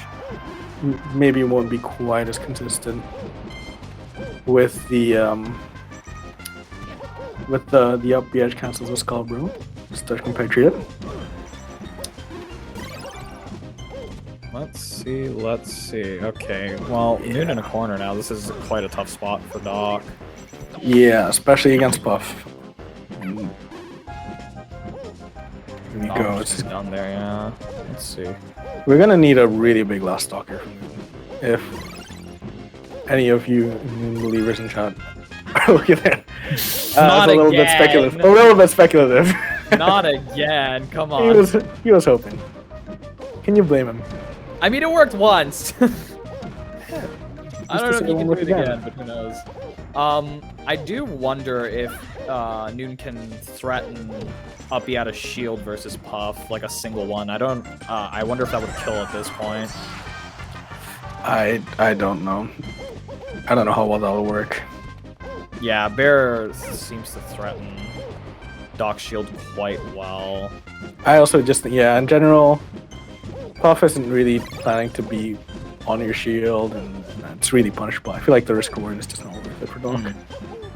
I mean, thankfully, at the same time, the first couple of stocks happened really quickly, so if Noon wants to, they can take as much time as they need to find the right openings. Yeah, but they will be at 100%, so any stray bear is going to send off stage. No, I'm aware. It's just that. Oh, that sucks. Yeah, just in those mistake. kinds of situations, sometimes slowing things down versus the Puff is not bad. If you're a projectile character, if you're not a projectile character, that's a terrible idea, I think. But I don't know. I think Puff isn't really rushing in at any moment to try and approach you. So I think it can be good to try and just be really, really patient, even when you're behind. Yeah, it's that's just the one thing. I feel like that's the one thing Puff can't deal with, right? It's patience. Puff struggles to deal with that. There are ways to deal with it, but it's not easy for her as a character. It's gonna be 1-1, and do we know where Noon's counterpicking? It's gonna be FD. Yeah, of course it's gonna be FD. Yeah, it's got to be FD here. This counterpick seems fine. It's definitely better for Doc, I think, but I do think it's not exactly bad for Puff either. But we'll have to see. I'm not sure myself. Yeah, I don't know. Like, as Sheik, I struggle with this. Like, in FD is not bad, but it's not great. Ooh, no jump. That's it. Yeah, I think Doc, as the character that really wants to kind of, keep Puff in check, stay center stage, patrol the center stage, and make sure they don't overextend. Yeah. This is kind of the time where FD is gonna be preferable for you. Yeah. Not to mention that Noon's actually been taking really nice advantage of the pills, sometimes running away. Oh, yes. No. This should be a kill? Wait, what? What? What was that? That was so controlled. That worked. What? I mean, it didn't do much, but it looked funny. I wonder if that's actually like a setup. I think it might be extra percent. But I don't actually know Doc's percent. So. Oh. So weird. Okay, cool. I will keep that in mind the next time I end up playing Doc into a Puff, which is probably never, but we'll see. Okay, yeah, the bear not that safe on shield. Solo battle managing to find a way out of that situation. Nice dash attack. Yeah, catches Noon jumping out of the corner. Should be it. Yep. I think that was the first rest we've seen this set as well, which is interesting to see. Yeah. Rests. I mean, you don't really get too many rest setups on Doc, definitely. Yeah, but exactly. It's solo battle, It's this whole thing. Wow, it actually is a setup. That's incredible. You just get to get damage like that. Wow. Yeah. That's awesome. It's free. It's like lasers. Cool. That's really cool. I'll keep that in mind.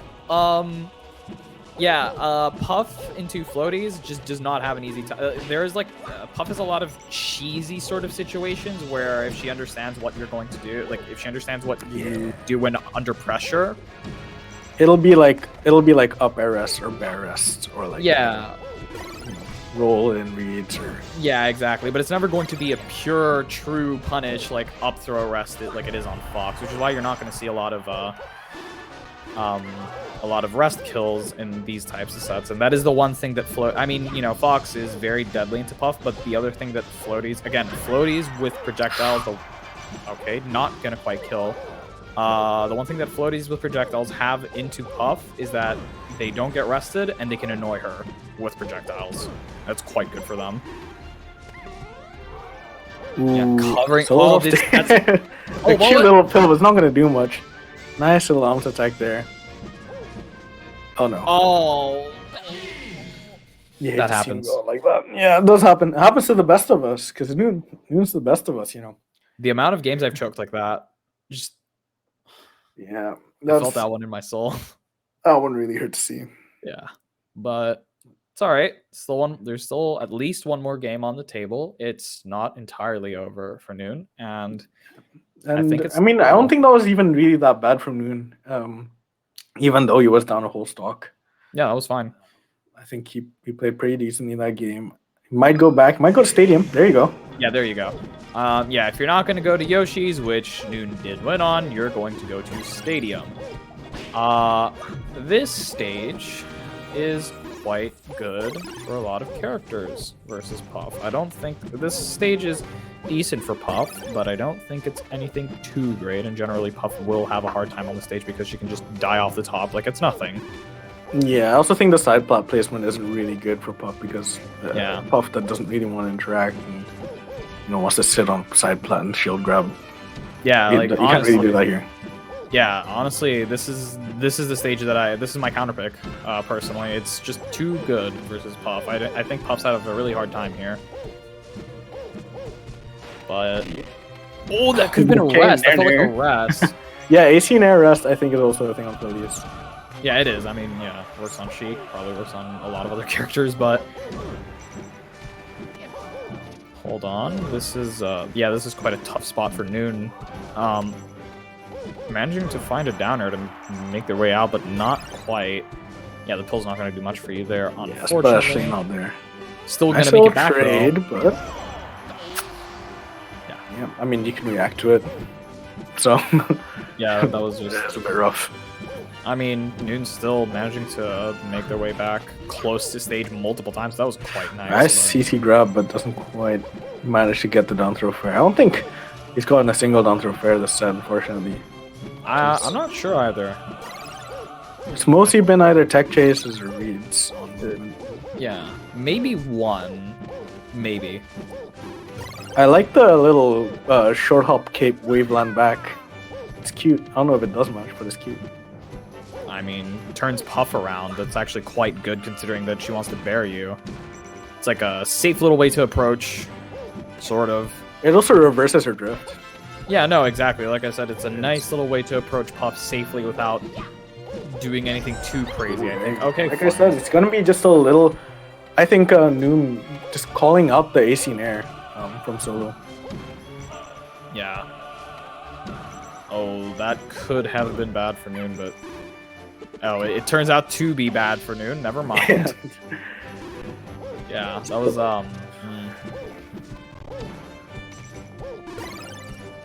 Let's see. Gonna block out the stage with Bear is not. Solo battle still finding a way in, but doesn't quite matter. Okay. Yeah. There you go. That's gonna be it. Or at least a little big juggle. No more jump, I think. Okay, gets a jump back. Yeah, lands on stage. That's a big gets a jump. Does not matter. Yeah. Just a big string off a single, like just full hop up air, just reading an approach from solo. Getting like 6 up airs in a row into bear prayer. Yeah, that's quite good. Finds a CC. Oh! Yeah, again, not finding it. I do wonder if that's reactable. I'm assuming it is. But Noon choosing to not react to it and trying to read the drift every single time, it seems, but 2 spot dodges from solo.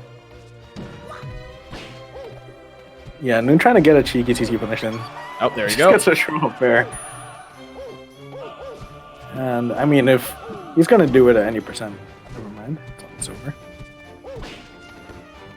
Okay, bad spot. So misses the RTC rest. Yeah, that's 10% on each one. I mean, 11 on Staled. And 3 capes into down throw fair. All of a sudden, this is looking crazy doable. Still in this. CTF smash, 20%. That's big damage here for Noon. If he can bring this to a game 5, it'll be really big. Solo really wants this. This single time wave to land. capitalize. Yeah. I think that might just that's be it. No. Yeah, jump off there. Oh. Wow. That should have been it. I mean, after Solo missed a reaction tech chase rest into getting caped 4 times down throw fair, I feel like if he didn't win that one, he would have been very upset with it, and I would have been.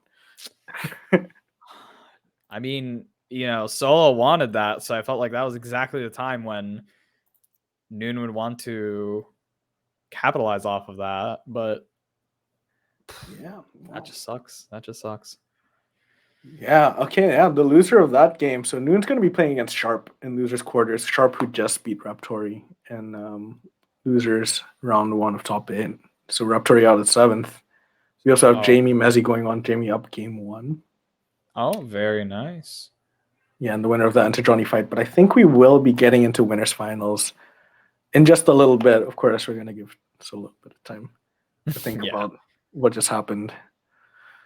That was I really think that could have been 2-2, but you got to play well there.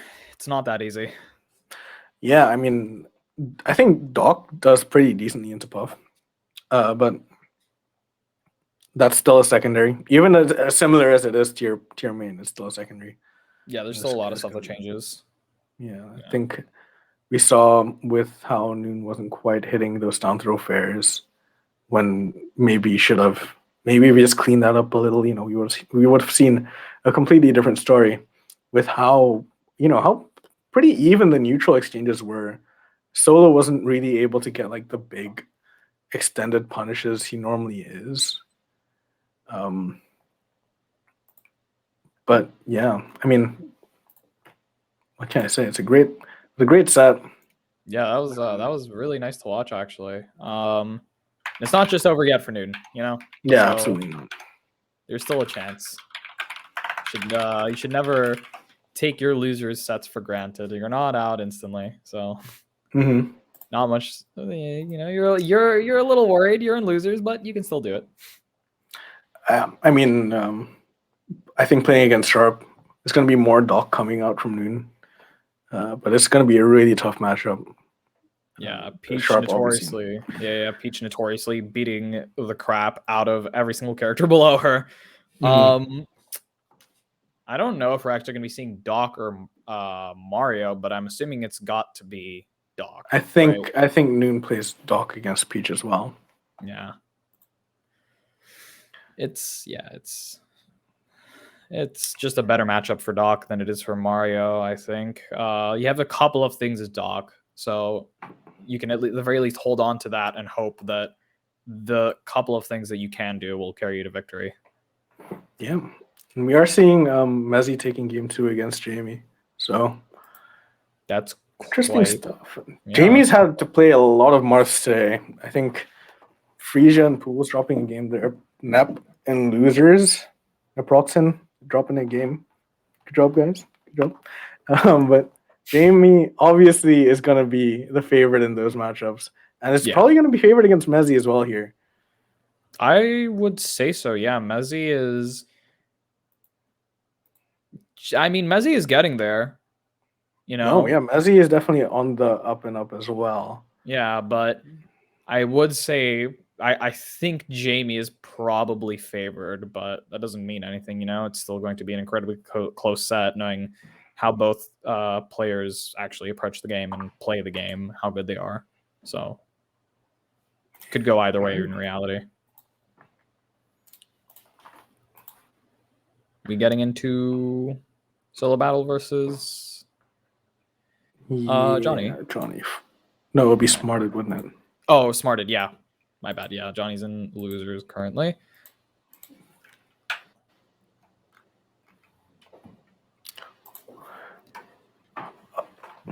All right, slight correction. We are getting noon sharp first, and then we will be getting Solus Martin afterwards. So we are seeing Doc Beach. We're seeing more noon Doc, but we are also seeing losers bracket sharp, which is absolutely ruthless against any opponent that they will be coming up against.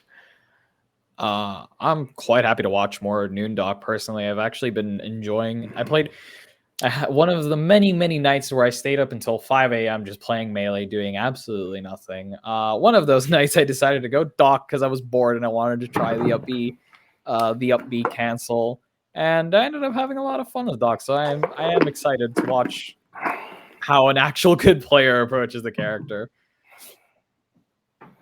Yeah, and I mean, I think both of these players really proving themselves over the past year or so. Yeah. I think Sharp especially has really shown themselves to be really in the top echelon of EU Melee. Yeah. And we are going to be seeing some more Doc. We're going to be seeing some more Sharp. Hopefully, we're going to be getting a good set. I do wonder, personally, how does this set work, or this matchup work out for Doc? I'm assuming there's probably going to be quite a bit of pill spam. Maybe. I mean, you pill spam and Peach pulls turnips. Yeah, pretty much. I think turnips are slightly better than pill spam, but I think so too. But I'm not sure. It just feels like Doc. Yeah, it feels like Doc Bear to Peach Bear. If she chooses to do Bear, seems like a bit of a toss up. So I'm not very sure how Doc can get a safe approach and a safe engage on Peach. Yeah, I think it'll be slightly more akin to maybe the Marth matchup purely in that Marth wants to wall out Peach, and Peach will be wanting to approach with turnips. Yeah, and I think Doc more likely will be trying to just make sure Peach doesn't get in, staying outside the dash attack range, that kind of thing. Yeah. Just like I said, sounds a little bit harder for Doc than it does for Marth, because Doc doesn't have as much range and as much of a disjoint as Marth does. Doc Bear is good, but I get the impression it should probably be able to trade. It's probably going to trade with Peach Bear, I'm assuming. Meanwhile, Marth Fair just completely walls Peach out. We'll see, though. I'm not quite sure how the matchup works out, as I have never really watched it. Should be an interesting one. I mean, while we're here, shoutouts to everybody who's entered. Shoutouts to the TOs, of course, and also shoutouts to the sponsors. SSBM REU, shoutouts to Wednesday Night Melee, and the other one that I can't remember. Fightcore. Shoutouts to board. Yeah. We are also sponsored by Fightcore. Anybody who wants to learn more about Fightcore, they can check out their website, FightCore.gg. And if they're interested, they can always add their bot to their servers. And if you want any frame data, any frame data, well, most of it, you can get it on Fightcore. Yeah. Quite a good website, and we get a lot of use out of the bot in the SSBM EU server. So, like I said, check them out if you want to. And now we are seeing, a hand warmer is being liberal with it. They're just kind of standing around.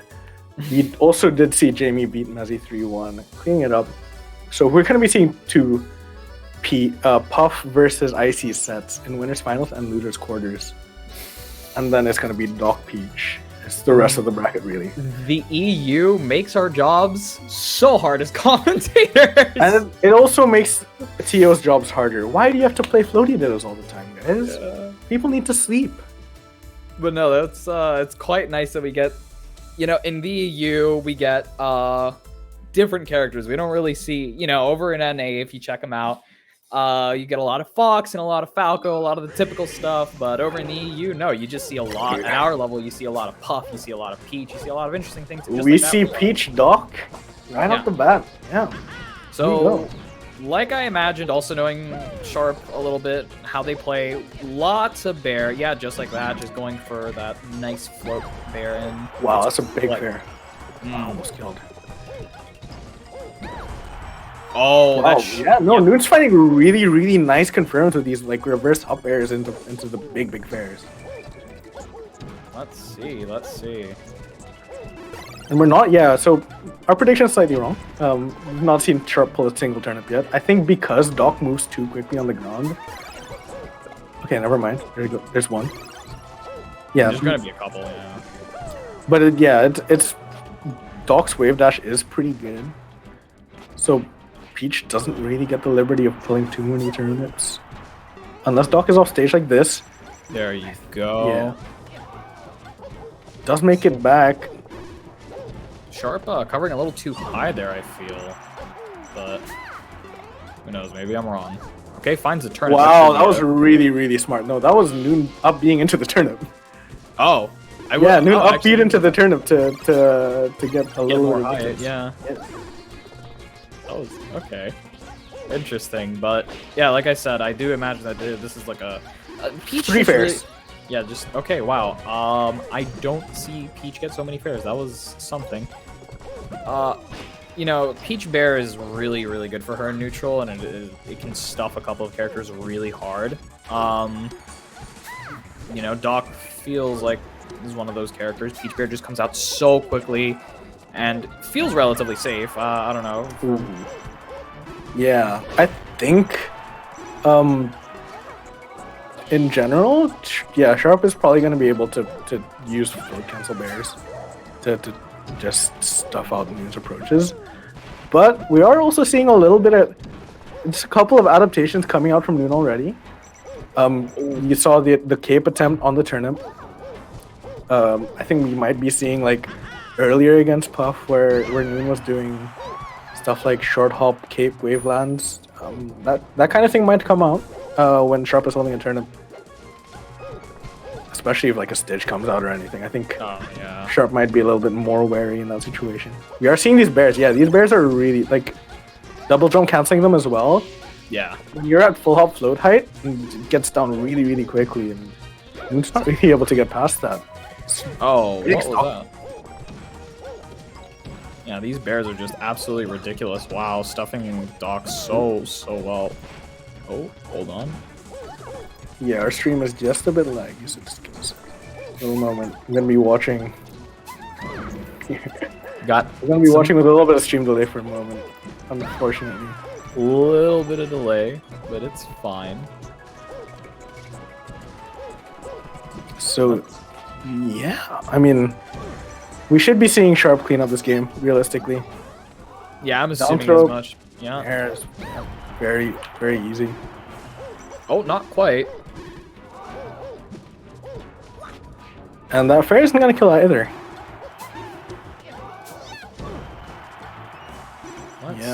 Let's see.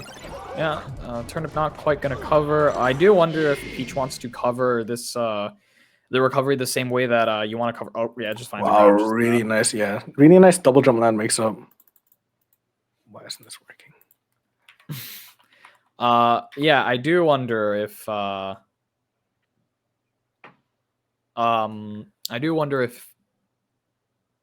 Peach wants to cover the same way that she wants to cover Marth, and that's throwing the turnip straight down at the ledge. It doesn't look like it. Sharp's not really going for that, but maybe. Yeah, I think we saw a bit of Sharp throwing turnip up and then covering it that way. Okay, we are seeing a Yoshi's counter pick. Sorry about that, but we are back now. Yeah, a little bit of delay. We missed the first couple of interactions, but we are here.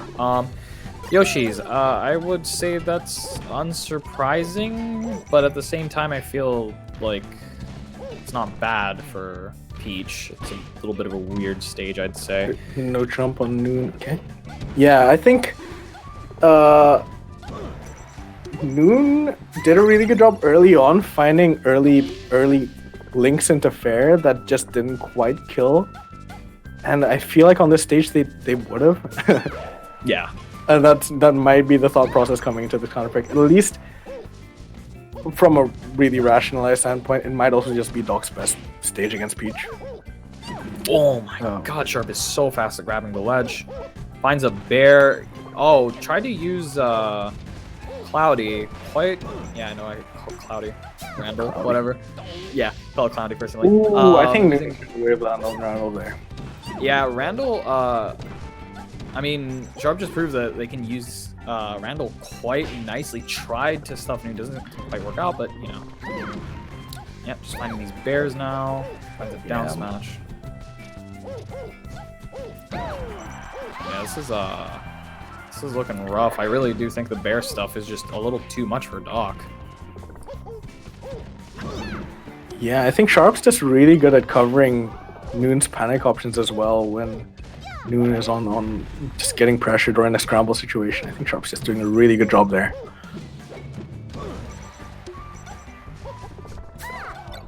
Okay. Oh, just a little wait.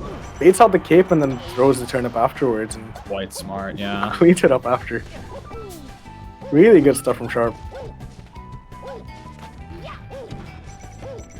Oh, could have been a fair maybe. I don't quite think so. Not gonna find it there either. Oh, goes for it and just barely misses it. Sharp's moving really quickly here. Yeah, Noon needs to clean this up Ooh, fast. throw on left, throw it doesn't second. A little bit of cheese. A little bit of cheese for you here on the Snowdown. Was not ready for it. I mean, how could you be? But oh, maybe Sharp was in tech lockup. Maybe, but that was so weird. That was funny. Yeah, that was quite weird. Sharp just crouching in center stage and Noon jumping into them. It is a down smash. Yeah, Noon's gonna need to find something soon. Yeah, it's also one of those things where There it is. it's one of the reasons that Peach does so well against all the characters below her in the tier list is those characters also traditionally do not do very well against crouch cancel. We saw a lot of that coming out, especially in the later stocks versus where Sharp was just willing to trade, trade percent and just take a crouch cancel punish. Like what is Doc gonna do in that position, right? Yeah, it's rough for Doc, honestly. Doc just, like I said, seems to lack the range to deal with Peach's options. It feels like you kind of have to find the timing in between the bears to try and actually make anything happen. And we are on FD. Here we go. Yeah, I think this is a similar logic to the Puff counter pick. So lower ceiling still, and still getting hit by the reverse fair after getting caped. That's pretty funny. Yeah, it's trying to cover their recovery there with two pills. Sharp just with a really well-timed get up, cleans up the stock. Sharp is so incredibly fast, like holy crap. Yeah, and Sharp is just really confident on out of Noon's shield pressure as well. So waits for the jab afterwards. You know, the Doc can't really do much after like a fair on shield. Just shield grabs that one with the power shield. Yeah, wow. Pulling a little bit out of Laud's handbook there, just going for the power shield. Just power shielding every grounded move. Yeah. Gonna look for the fair. That was a bit odd, but you know, looks for it.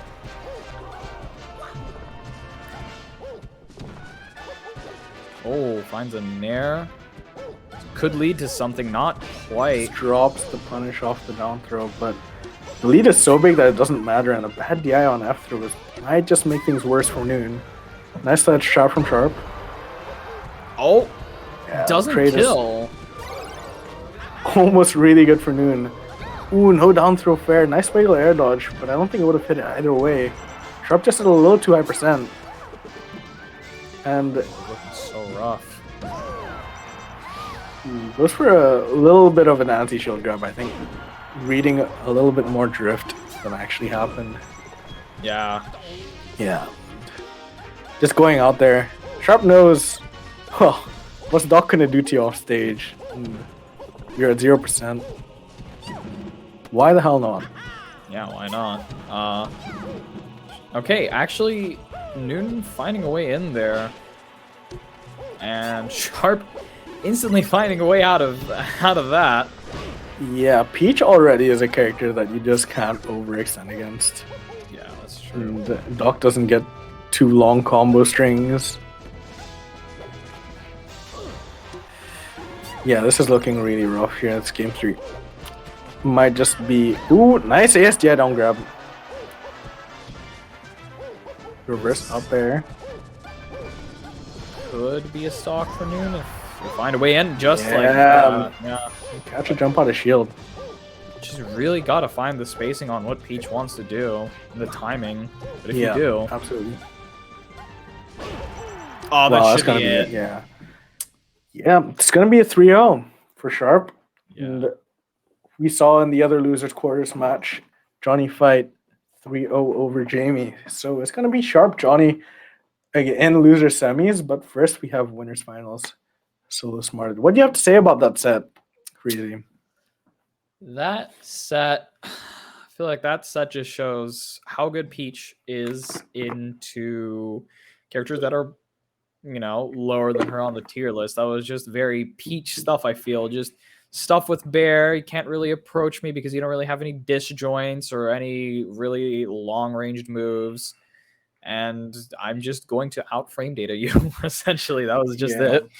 It felt a lot of the time like, well, I picked Doc instead of Mario so I could find kills, but I'm still not able to find kills outside of like either random movement reads or stray links out of like random movement reads anyway. Yeah. So it's just not a good time if you're not able to find your kill confirms in that matchup, I think, for Doc. Yeah.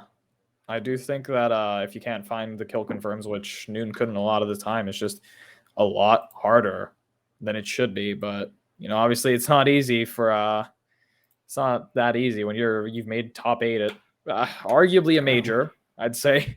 I mean, it's a big tournament.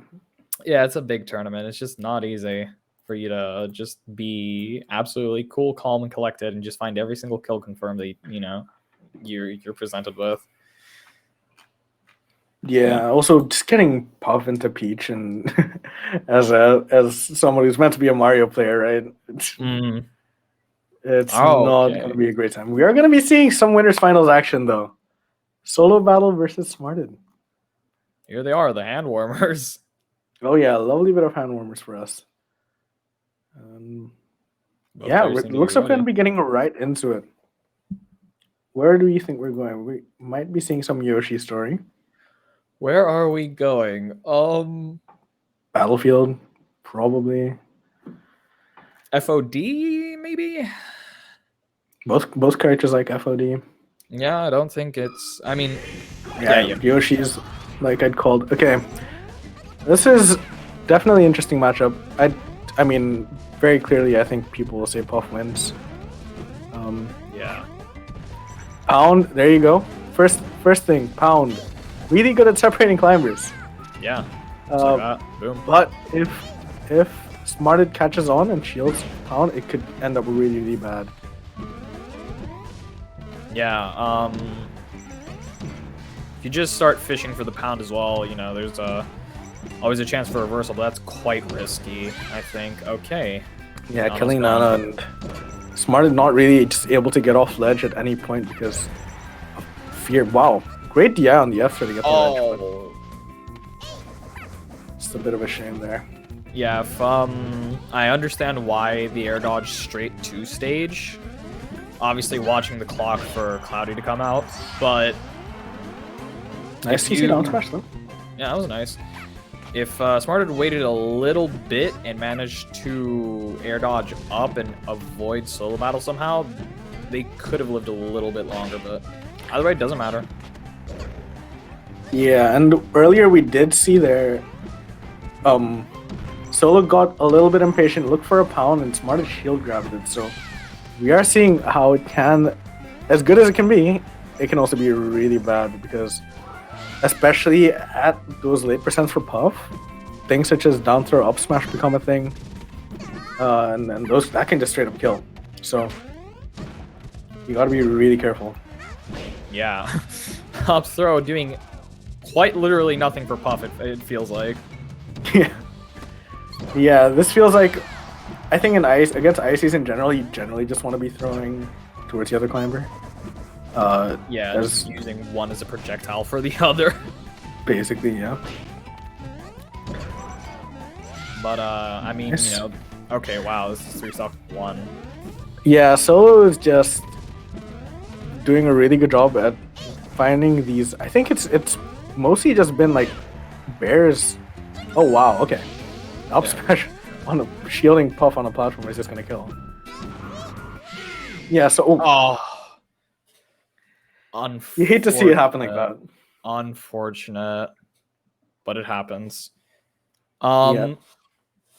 Okay, so I guess the next question is: are we gonna see Yoshi's again, or are we expecting something else? We might see an FD. We might see a fountain. I'm not too sure what IC's counter pick is gonna be.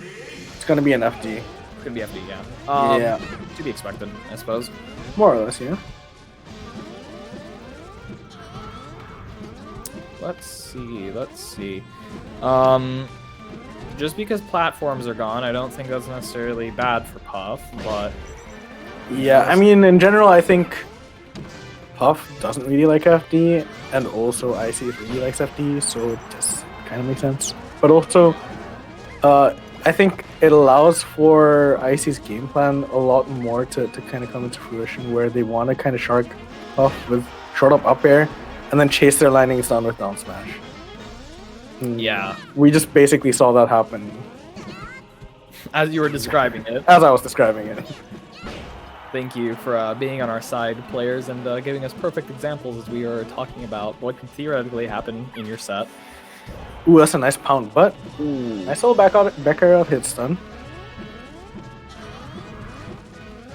Smart trying to set up a little desync wall. And again, trying to shark with up air. And up air at this percent might just kill? I'm not too sure. Maybe a follow-up. But that's a big F smash on that. Wow! Oh, Nana's gonna grab that as well! Wow! That was really, really good. Controlling Nana to get the F smash. Solo was really confident there and just bit them. And just like that, finding the first lead. Up smash out of shield. Doesn't even kill Nana. I thought it would kill Nana. But no string on Nana. Separates the climbers. Now it's Sopo versus Puff. And that's a really rough matchup. Which matchup isn't rough for Sopo, honestly? I mean, out of all of the matchups, like top tier matchups, you don't really want Sopo against Phillies. Yeah. Oh. Yeah. So Puff gets to actually kind of be really liberal in trying to rest Nana because, I mean, what's Popo gonna do? Like, charge down smash, charge F smash. Unless you're a high enough percent, there's just not much to be done there. Yeah, and also coming down, like, it's not something that you can just kind of wait for. You kind of want to be stopping Puff from hurting Nana. So you want to be interrupting it in general. Yeah. And the way that Solo Battle managed to separate the climbers there at ledge and actually managed to kill Nana was fantastic. Looking for the bear on the Nana and actually finding the fair as Nana was coming up. Absolutely well done. Yeah, I think Solo Battle just maybe saying, Smarted, you can't mash that well. And for that charge up smash. Maybe just not giving him quite as much respect as he should. Down throw fair and goes for the down smash tech chase. That's not what you're looking for. That's just a shame. That should just about rinse repeat. Very happy trade for Puff, yeah. Yep. Just opt for fair, like a strong fair instead of bear because it seems to be easier to link, I think. Yeah. Question is now. Ooh, yeah, going for up tilt rest. Yeah, I was gonna say what kind of opening is Smarty gonna find here, but finds it anyway. Because Solo Battle created it for them. Perfect. Yeah, I think you see Solo Battle when coming down from Angel Platform is always going for like an empty land up tilt to try and get an up tilt rest. Because in general, landing your ICs is a bit of a death sentence. Yeah. Unless you have invincibility. So it's really the only time you can kind of fish for an up tilt rest. Smart has been really diligent. Oh, there you go. Oh. Well, it's not the only time, it seems. I know. Yeah, this game is all but over now. Unless we see a really crazy Sopo stock, but not in this matchup. I doubt it. It's hard. I doubt it. I don't think we're gonna see it. Drill up smash. Yep. Goes for it. Doesn't quite get it. I mean, full hop bear. That's Sopo quickly waddling her way over to the other side of the stage, trying to find a confirm. Doesn't quite find it. Oh. Ooh, nice back. Yeah, solo battle getting through to end out the game. Okay. Yeah, I mean, drill up smash is hard to land, you know. Should There be you it. go. Yeah. It's over. 2-0 for solo battle here.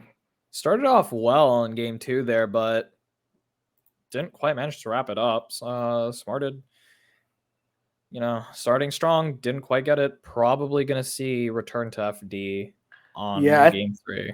I think we also just saw solo battle pull out a lot more of the puff versus icy stuff, right? Those up tilt rests, looking for more than just power. Yeah, being really liberal with the rest. Like, what the hell is Icy's gonna do? Yeah, I mean, obviously you're gonna try and hand off. But, I mean, easier said than done. Yeah, exactly. It's not that simple. They're spamming down B. You're not gonna read it. Just hand off, dude. It's not that hard, I mean, this level of ICs, they're very much able to do it. I think Solo's trolling a little bit these wave dash down smashes. There you go. Big back air, cleaning up the Popo stock. Yeah. This is not a good start. Wave dash, short hop, up air out of shield to catch the pound on shield. And it's not even that big of a punish. Wow. Sharking with a charged up smash and almost catches Solo. What is up with the charge up smash? Is that just a... Oh, no. Yeah. Can't even get I feel like rest out of hit stun is actually kind of just clapped. Like... That was... In this matchup more than others. Oh, wow. Going for, like, the double jump read up throw up air. This rest spam is starting to get to me. That's the crazy thing is like ICs can't really do too much about it. Yeah, no, I feel for Smarted, yeah. Yeah, I'm starting to feel for Smarted. Like that rest spam would just be incredibly frustrating to deal with. Ooh, finds a nice little F smash with out of the drift. Chunky F smash. Yeah. Quite a nice F smash there. Like I said, the drift back just spaced Smarted perfectly for that. F smash. Oh, I wanted to see like a Nana bear there out of that back throw. But, you know, you can't always get what you wish for. It might have been asking a little too much. Oh.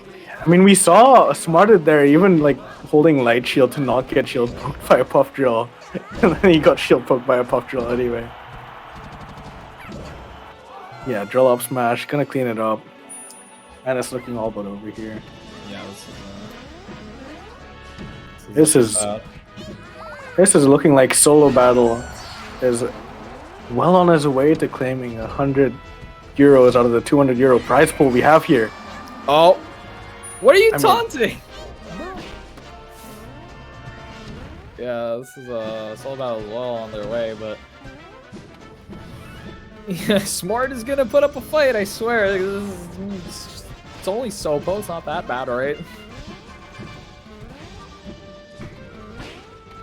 Yeah, this is just incredibly bad right now for Smarted. And solo battle making Jigglypuff look like an actual fast character somehow. I mean, that's the solo battle, right? Yeah. Even without platforms, and then Solo's known for his platform movement, he's able to just make Puff look like the fastest character in the game. And he's moving really quickly into grand finals. Yeah, just like that. Just quickly finding a way into grands just like that. Yeah. And, Johnny Fight Sharp has started already as 1-1. Oh. Just so we know, Sharp did lose earlier to Smarted in top 8 qualifiers, I believe. So it's not as straightforward as everyone says. Apparently, Peach Ices is a 100-0 matchup, but we are going to be seeing some Peach Ices, and if we don't see more of it, it's going to be Ices Dittos again. I just want to commentate a Sheik matchup. Please just give me the Sheik. Oh, no. I mean, you know, you might be asking too much, you know. I just want the Sheik. Sheik something, please. It's all right. Yeah, so we are going to be seeing some Peach Ices. I mean, traditionally, I think people will say Peach is Icy's worst matchup, or at least the easiest matchup to win against Ices with.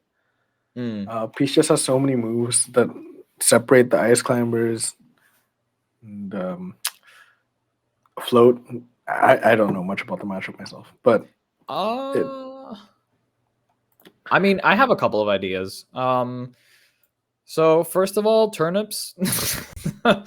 That's all I have to say about that. Turnips exist, and they are a fantastic way of annoying the Ices. Outside of that, I'm assuming a lot of bear spam works.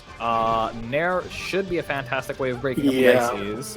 I think float cancel Nair, just in general, once Peach is in a shield pressure state, I feel like it's just over. Because either you like read an option out of shield, or you hit them, like you shield poke with the float cancel Nair, and all of a sudden they're separated, right? There's like besides that, there's also just, I think float cancel up air is, well, not even just in this matchup, but in general it's quite good as like a nice little catch out tool, just to pop someone up real quick, because you know up air is just a really fast move. Just pop them up and just start absolutely wailing on the ICs or whatever character. We did miss a little bit of gameplay. It is 2-1 to Johnny Fight. And Sharp's counterpick is FD. Give us just a little moment as we catch up. There we go. There we are. Yeah, so down throw up smash, just as it is against Puff, really good against Peach, it seems, for ICs. Yeah. I just think... I just really do believe that turnip is probably the end-all be-all of this matchup. You can just like sit in the corner and pull turnips. Like Laud probably really enjoys playing this matchup if I had to guess. We have Nikki in the chat saying Peach players could pull turnips in the corner and do high float fairs in place and become impossible to hit. Okay, yeah. So yeah, just like I thought, like turnips are probably just the absolute best way Peach can... Yeah, and wallowing with fair as well. I feel like any character... It's the same reason I think why Ganon does really well into Ices, where fair just like what is Icy meant to do against that move, right? Yeah. I didn't know about fair, but yeah, like turnips are absolutely just float fair. I mean, turnips and float fair. Like Ices can't get in. Yeah. That Nair was beautiful by Sharp, but not gonna lead to anything. Yeah, and just like that, once you separate the climbers, just Peach has an absolute blast. Just apparently, once you separate the climbers, they down air off ledge. Bit of a shame there for Johnny. Yeah, that was rough. What is that a thing? Do you just get to just tip your little tippy toes on top of them? I mean, Peach gets to do that against a lot of characters. To be fair. I know, but versus the ice, he's like, gonna barely be able to make back ledge. Johnny Fight. Gonna be seeing Sharp try and extend their lead here, but that's a big down throw up smash. Okay. Last stock, and this is Sharp's tournament stock here, but this is loser Sharp, everyone. Oh, finds the fair, another fair. Yeah, and another big fair. Oh, and the reverse fair. Nana's dead. That's it. It's over 2-2. Okay. We're We seeing a got game nice... 5 here, and Sharp, Yeah. if they win this game, is gonna have to play against another Ices player in the run back against Smarted in losers finals. Yeah, that's an impressive little game there that we just watched. Again, Peach, I think Peach is a really easy time annoying the climbers, so you know. Yeah. Oh, stadium. Okay, I kind of get it, I suppose, but I don't think this is a particularly bad stage for Peach either. Who knows? It's also game 5, you know, at this point. Yeah. The big counter picks are off the table. Yeah, exactly. When you're like playing a game 5 set, there's just not a lot you can do generally, unless you're one of the people like I am, and that's probably why I lose all my sets, who just keeps their counter picks for game 5. Ooh, big float cancel air train from Sharp. Gets 2 of them, but they're not quite able to clean up, and now it's looking pretty even. These float bears on the shield is pretty good, as they say. Okay, managed to separate the climbers. Should be it. And manages to kill Nana. Good, very big. Good. Yeah, and Johnny Fight's not able to cover their recovery back to stage. Oh wow, Sharp. Sharp's shield pressure is really good. That was incredible. incredible. No jump. That's okay, no jump. There we Still go. no jump on Johnny Fight. There you go. One more. Really yeah, good I don't think Sharp. they touched the ground. Oh, they did. Oh, Put him a sledge dash. Okay, Sharp just barely managed to come back into this. Okay. Floating around the ices very nicely there. Oh, that was almost a shield break. Holy. Yeah, a really, really small shield on Nana. I mean, shield break on Nana. Oh, no. Actually, if you just leave Nana there, I do wonder, what do ices do about that? Yeah, and all of a sudden, I feel like Sharps just remembered how to play the matchup. It's just like, they're just like walling out the ICs, not letting them get in, and then just killing Nana all of a sudden. Yeah. Has Sharp been touched to the stock? It doesn't feel like it. No, I don't think so either. And yeah, oh, bomb! Oh, no! Oh my goodness. Oh, I don't think Sharp was ready for that. I am almost glad they weren't, because that could have been really bad. But they extend their lead to 2 stocks, and can we see Johnny Fight make back this comeback? Let's see. Go to fight Smarted in losers finals. Yeah, for the run back. Oh, they lose Nana. That's gonna be really. Okay. I mean, we've seen a lot of rough Sopo matchups. This is also a really bad one. Down throw off smash though? Oh, down throw fair. Oh, there you go. Fantastic. Doesn't quite kill though. Finds the hitbox that I'm assuming the hitbox that Smarter was looking for, but not quite. Yeah, still not able to kill. Or Johnny Fights out. Use the ICs. Oh, finds the fair. Retreating fair. Just to execution test that ledge dash a bit.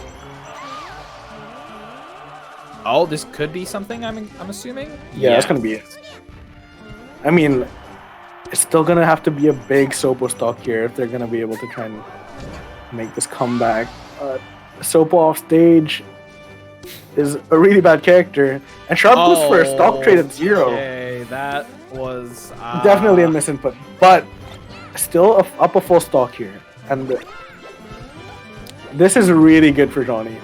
Yeah. If you're Johnny Fight, you're just so glad that happened. Yeah, you're just absolutely glowing at the fact that your opponent just threw a stock like that. Yeah, and that's a big handoff at ledge, and all of a sudden it's really even. Nana's off stage with no jump though, and now it's Sopo versus Peach, and now it's really rough. It's really even, he said. It was really even until it stopped being really even. Looks for the up air. Doesn't quite. Johnny Fight. Oh my god. Johnny Fight's got quite the Sopo on him, to be fair. Oh. Yes, that is true. But will it be good enough to take out Sharp here? I'm not sure. Possible, but I don't know about that. Okay, yeah, Nair just baiting the approach with the fair and Nair. Sharp is so incredibly fast with Peach. Just snaring out a hit stun. There you go. That's it. Wow. 3-2 to Sharp, and their losers run continues.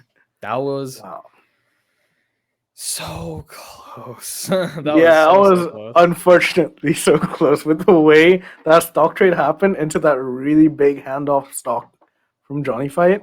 It could have gone really, really badly, but Sharp does make it into losers finals, guaranteeing themselves a third place finish at the Winter Snowdown. How much money is that? Probably like 25, I'm assuming. 25. Actually, no, not. Yeah, because like 100 or like maybe 30, so it's like 100. It'll be 150. Well, it's 170 30. Maybe, I'm assuming, or like maybe 160 40. I don't know.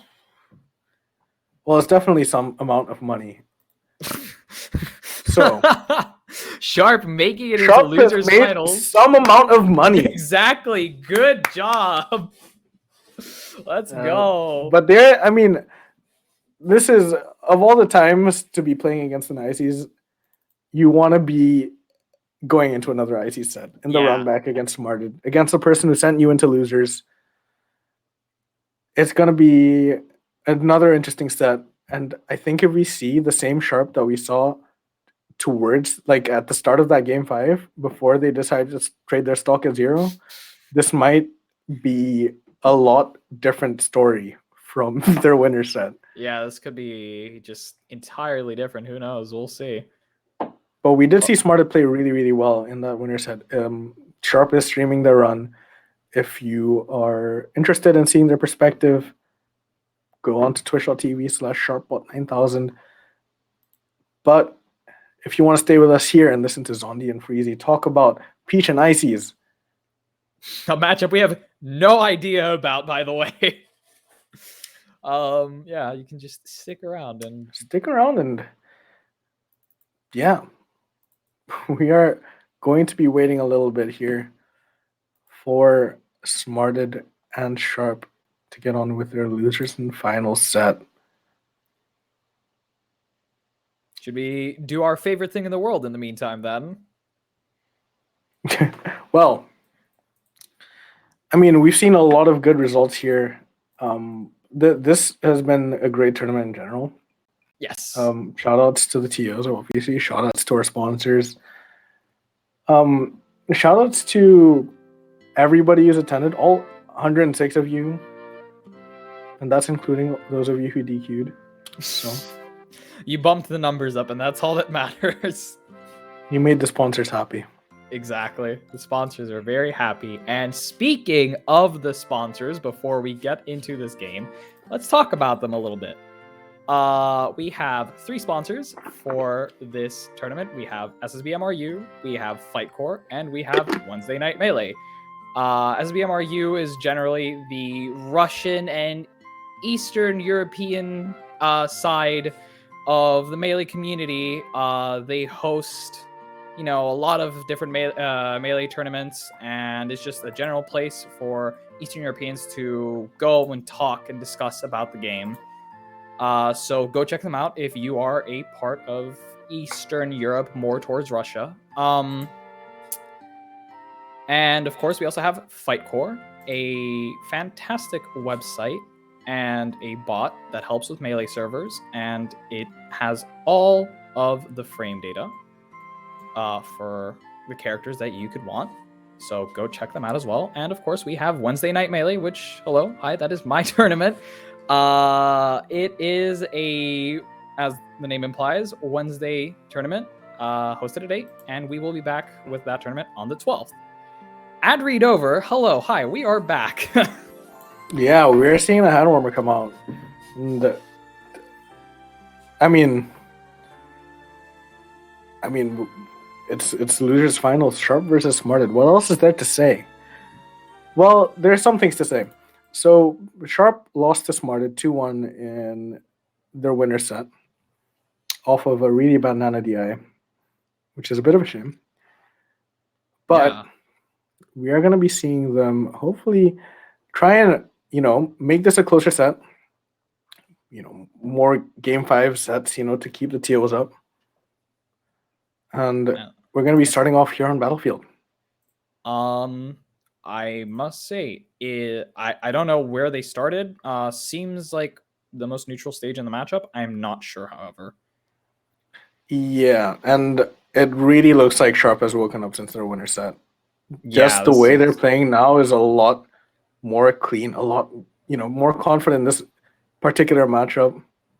I don't know if Peach floating out of the up tilt there is a thing, but if it's a thing, that seems really messed up. I'm not sure either, but I think it's entirely possible. Oof.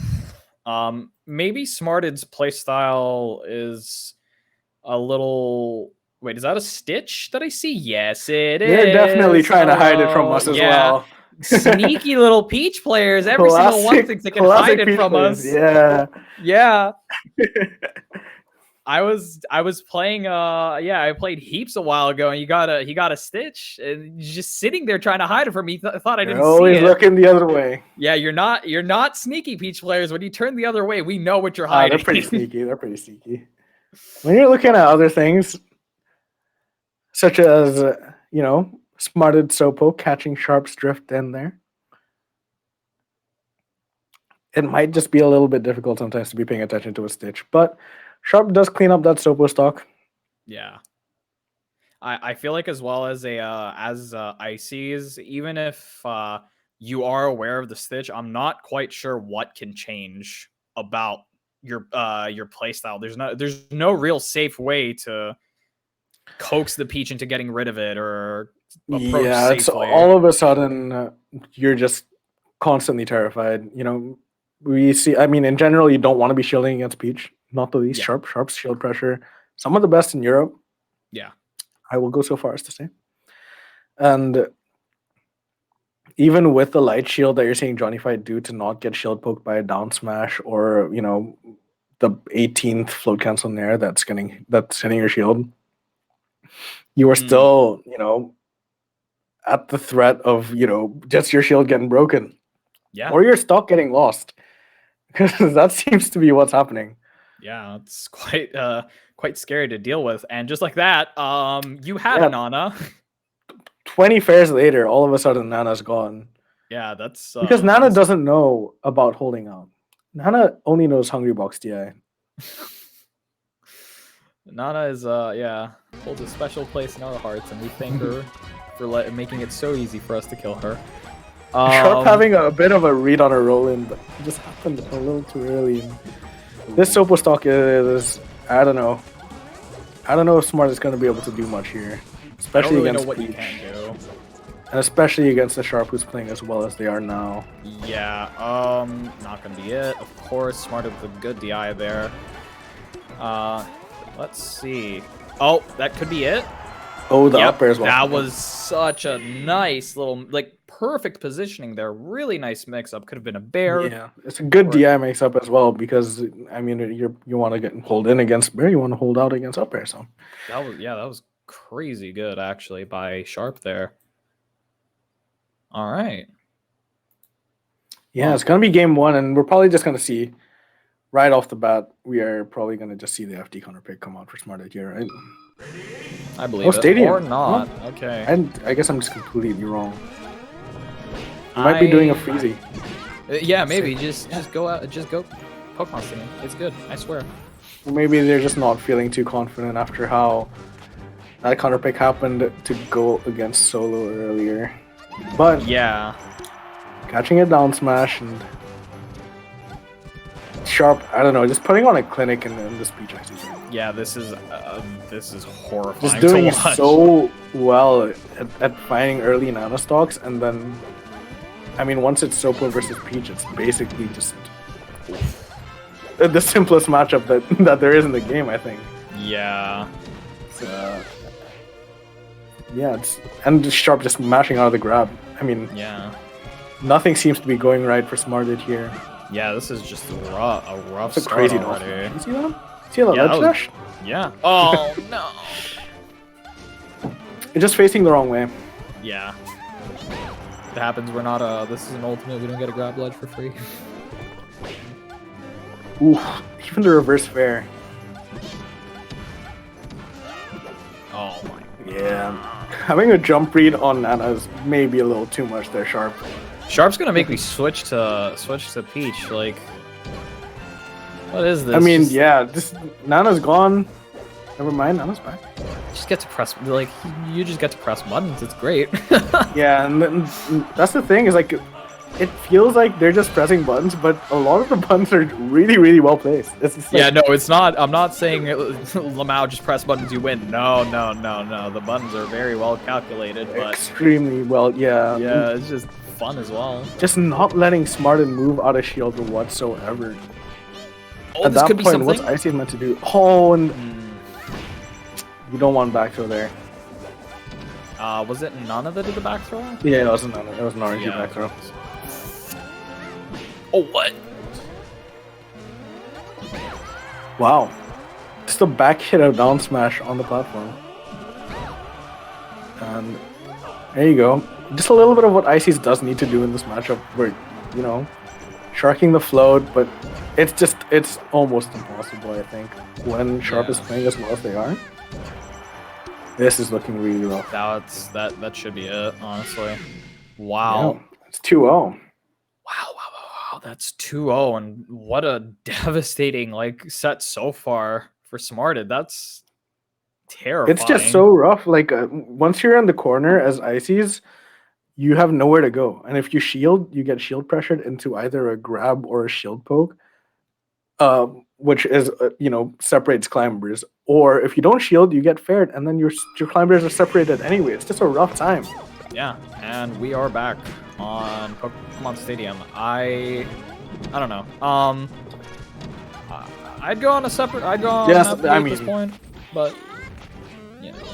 Yeah, I mean, maybe just not feeling too confident. Gets the roll in as well.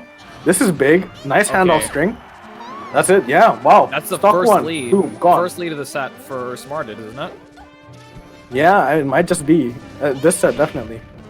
Wow, that's Yeah, that was just a clean, icy stock, yeah. I don't know what their winners set looked like, but whatever it would look like, it probably didn't look like this. Yeah, and Smarted, I think, just feeling a lot more confident now after getting that big handoff. Oh, and that's another one at ledge. Oh, This is over. It's 2 stocks down. Is this? I'm not saying anything. I don't want to curse this. Oh, Banana's dead. I feel like in this matchup, it might just be a little bit difficult to maintain a lead here for ISEs. Yeah, He's just too good at getting in. I mean, those 2 stocks already were absolutely incredible. So, okay, I was gonna say, are we gonna see a third one, or what is happening? You just get Nana's free missing pairs. text. That's what's happening. Come on, Nana, hit attack. Come on. Okay, this this is looking. Yeah, there you go. Oh, never mind. Smarted, yeah, they yeah. just get caught on the platform. Let's see.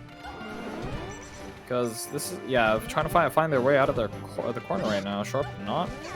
Oh, This is- barely. yeah, Smart is doing a really good job at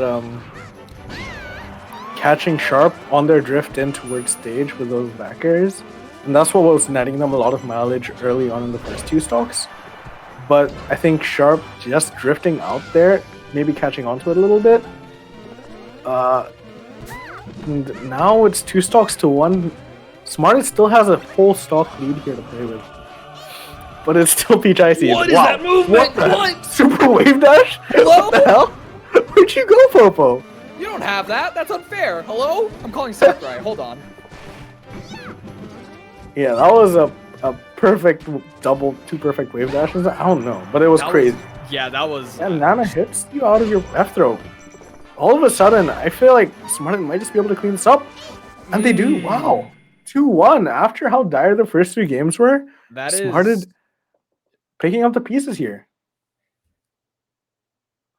Wow. Okay. The momentum shift there was absolutely incredible. Just Yeah. completely different game from game 2 Absolutely. to 3. The second Smarted got that grab facing the ledge, That was you it. knew. You Yeah. knew. They were like, this is it. I'm an Ices player. I can do handoffs. But now I it's know FD. this. Yeah, FD is the Peach concept. Yeah. Yeah. Okay. That So makes sense. Yeah, we're just gonna get a bunch of turnips because Peach. We're gonna get turnips, we're gonna get a full health pair, and we're gonna get Nana getting an air train off stage. Yeah, Zach would be, SFAT would be very happy with the amount of veggies that are being thrown around here. And finds that was nice reverse bair there. Yeah, nice little pick there. Oh, but both make it back, or one. Well, back. both make it back, and then one makes it off ledge. Yeah, that was. That's no jump on Johnny Fight. Oh, on Smarted even.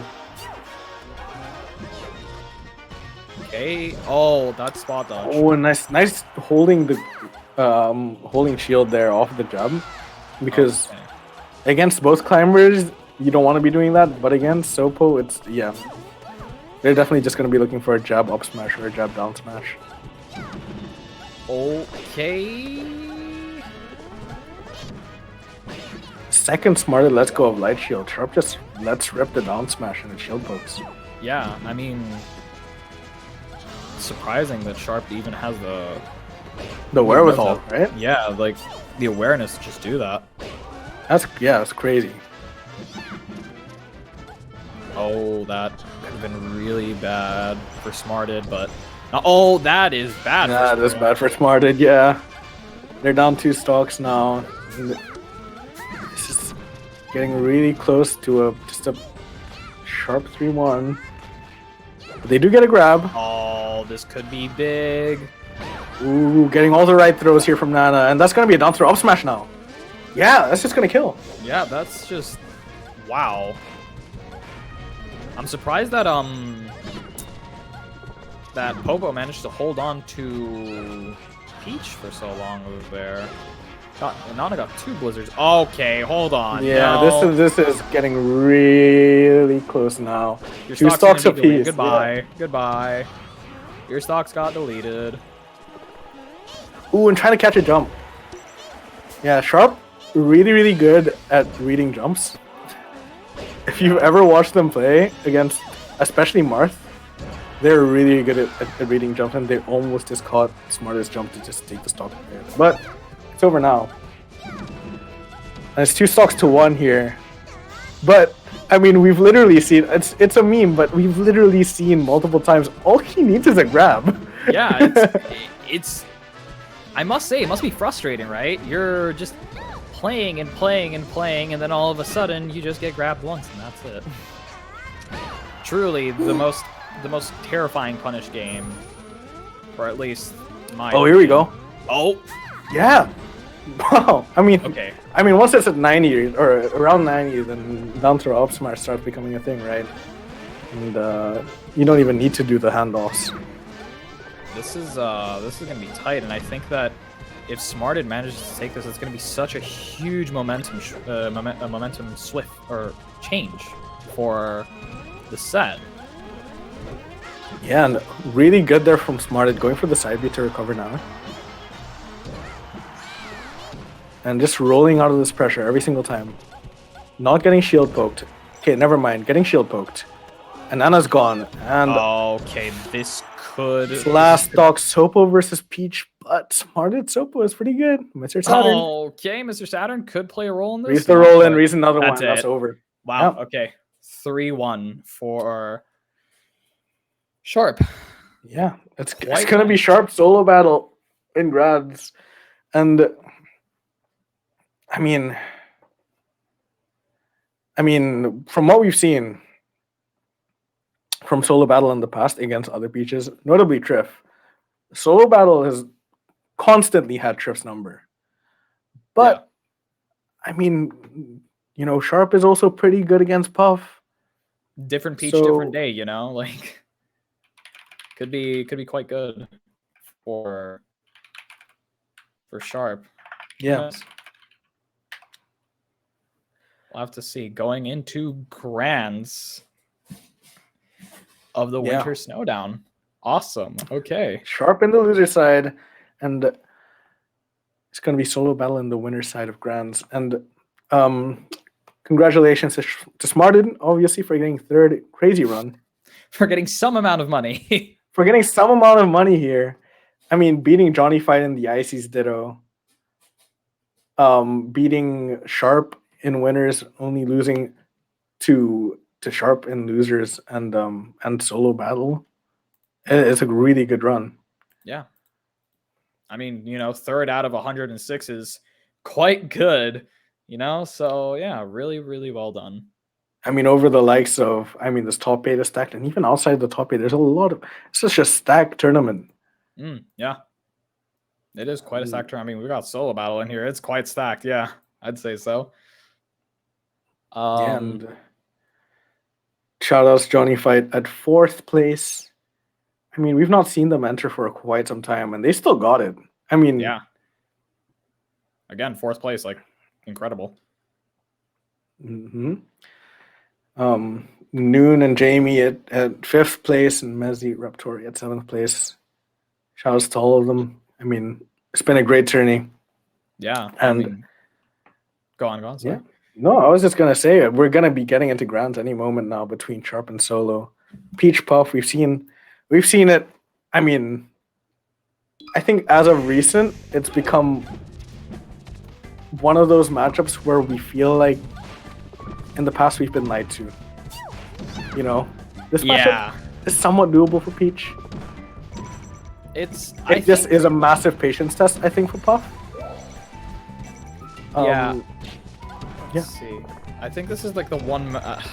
I really am a firm believer that as long as you have a projectile, it's like bad for Puff. It's a little less bad for Puff because the projectile can be caught and is also quite slow to come out. But yeah. Yeah, it's nice little float up there. It's one of those matchups where Puff really can, if they really want to, kind of just air camp for 7 minutes if they get the lead, right? Yeah. But they have to contend with the fact that at any moment, the Peach can pull a stage. And once that happens, they can't air camp anymore, right? Their entire life is being threatened by them not being able to shield. Yeah. So yeah, this matchup can be really frustrating for Peach. Yeah, I think it can be really frustrating for both players. We're definitely, I don't know. It's both players don one stock, right? Yeah. And both characters are gonna struggle a little bit. Oh, I was gonna say struggle a little bit to kill, but up tilt grass is gonna do it. And not much of a shield rest punish either here from Sharp. Yeah, I mean, I'm not really sure what you can do there. Maybe, I mean, out of the couple things you can do, like maybe like pull a turnip. You'd want to pull a turnip, but yeah, you can't even really with if the rest kills you. Yeah. It's like I said, it's just like you just pull a turnip and pray, and that's about it. Now, I'm not really sure what you can do about that otherwise. Finding a Nair trade, not quite gonna kill. Ooh, nice turnip fair. Oh, doesn't kill on Yoshi. Even on Yoshi's. Oh, Dot Eyes. Dot Eyes will. Never mind, it won't. More? Nope. This is so rough. Yeah, no, this matchup is pretty bad for Peach. But, I mean, Sharp does seem to enjoy it somewhat. I think it's doable.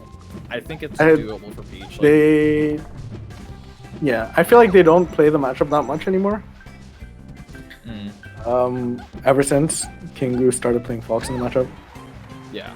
But I think they do play quite a bit against Jamie. They do play quite a bit. I think recently they played at a nice little refresher on the matchup against Stylo. But, I mean, Stylo isn't solo battle as much as I love Stylo. Yeah, solo battle is top whole different talent. beast. Yeah. I mean, so is Sharp. Sharp is top EU talent too, but yes, like when the matchup is losing, it's it's entirely different. And when you're stuck behind and all you can do is trade, it's not that good. It's not a good time.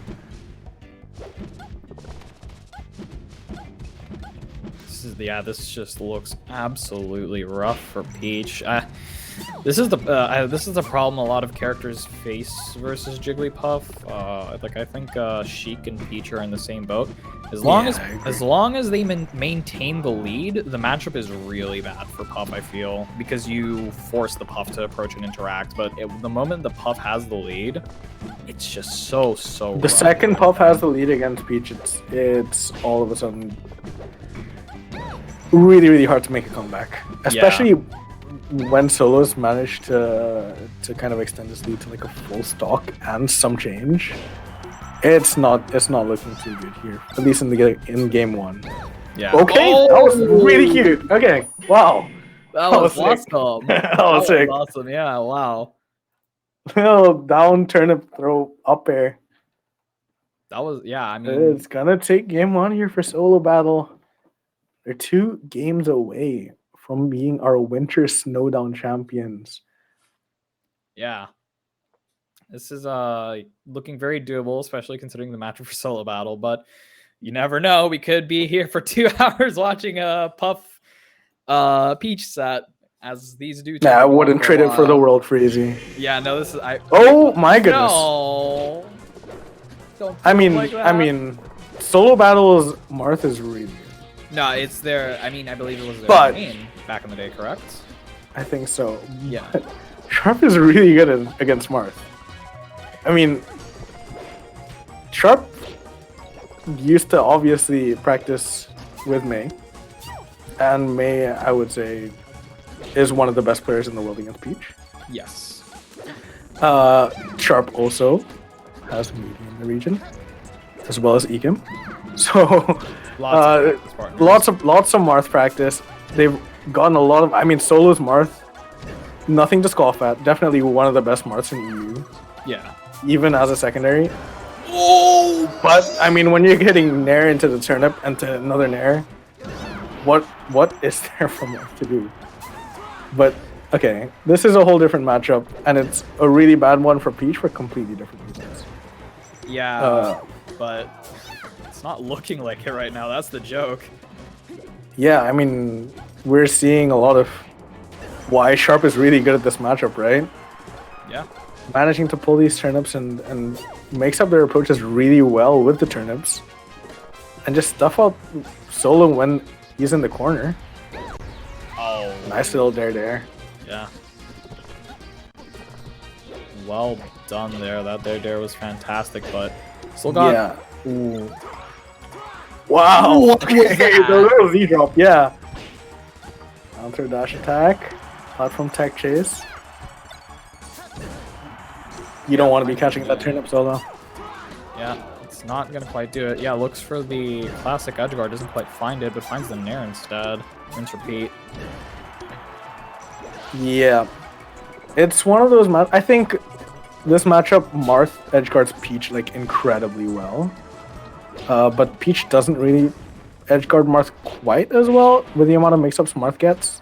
Yeah. Unless Peach has like a lot of turnips. Yeah. And then she starts being able to cover a lot of options. But I think Marth in these juggle states and when Peach is off stage and when Peach is on ledge, it is, I mean, they're solved situations.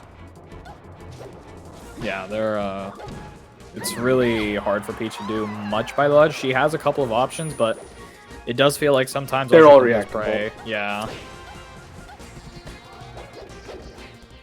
Okay, this should be... Oh, never mind. Looks for the cheese down throw. Doesn't quite...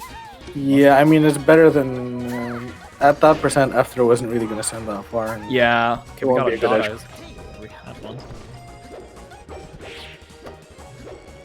Oh, this could be big. Not quite.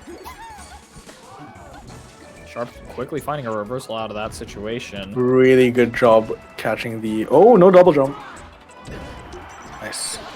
There we go. Yeah, and Sharp is up a full stock here. Against, you know, one of EU's premier Marths. Getting a nice wiggle out. Air dodge there. Things could have gone really bad for them if they didn't.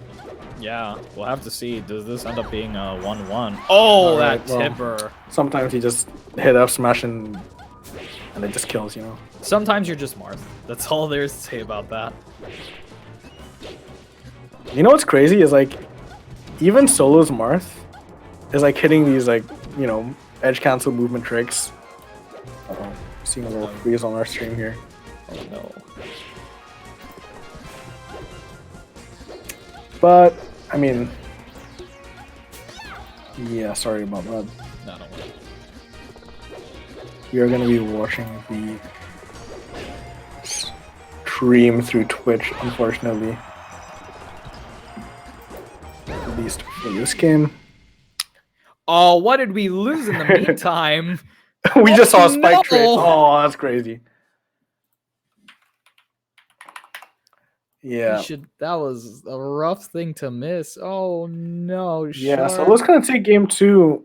Really unfortunate there. Sharp just letting go of the lead. And Yeah. Solo Battle 1 game away from winning some amount of money. No, we know what first place is. We don't know what the second It's and third gonna place be is. 100, yeah. It's gonna be 100, yeah. It's gonna be 100 euros. You know what you can do with 100 euros, Freezy?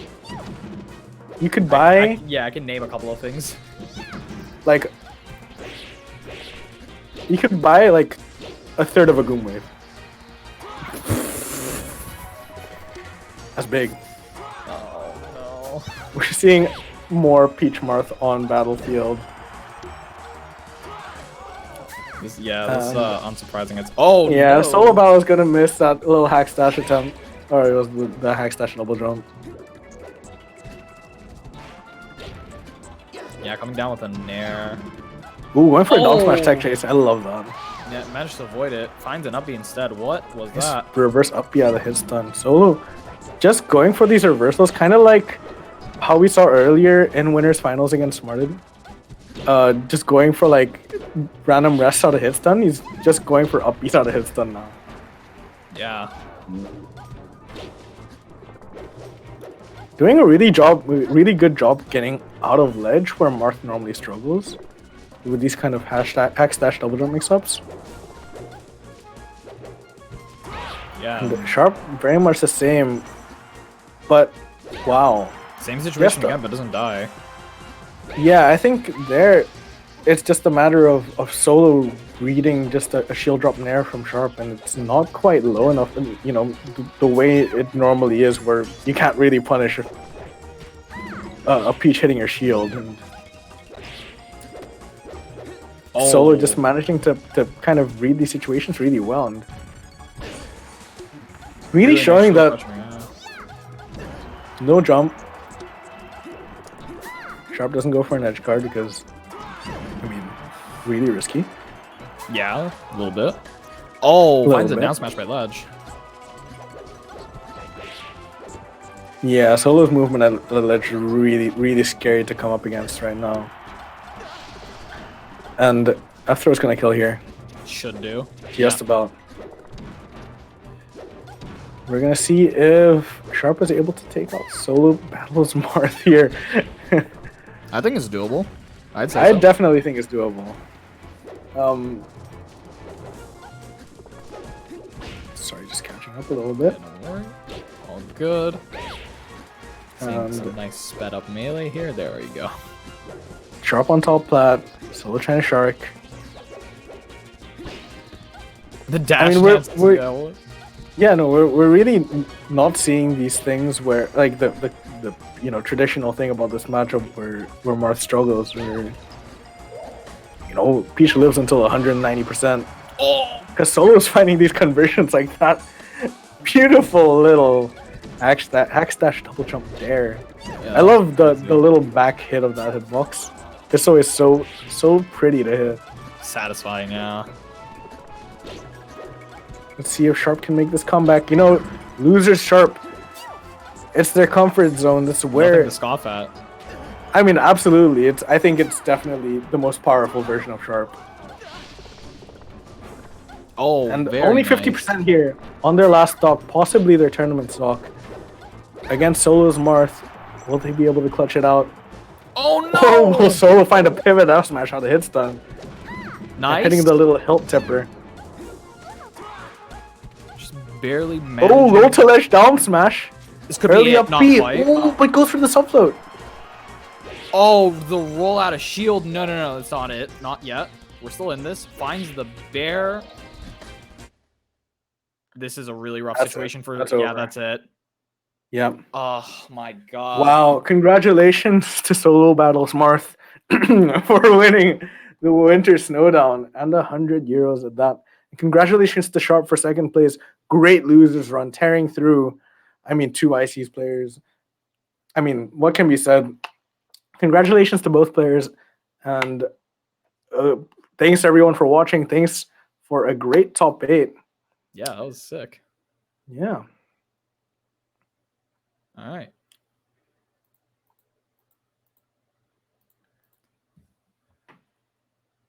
Yeah.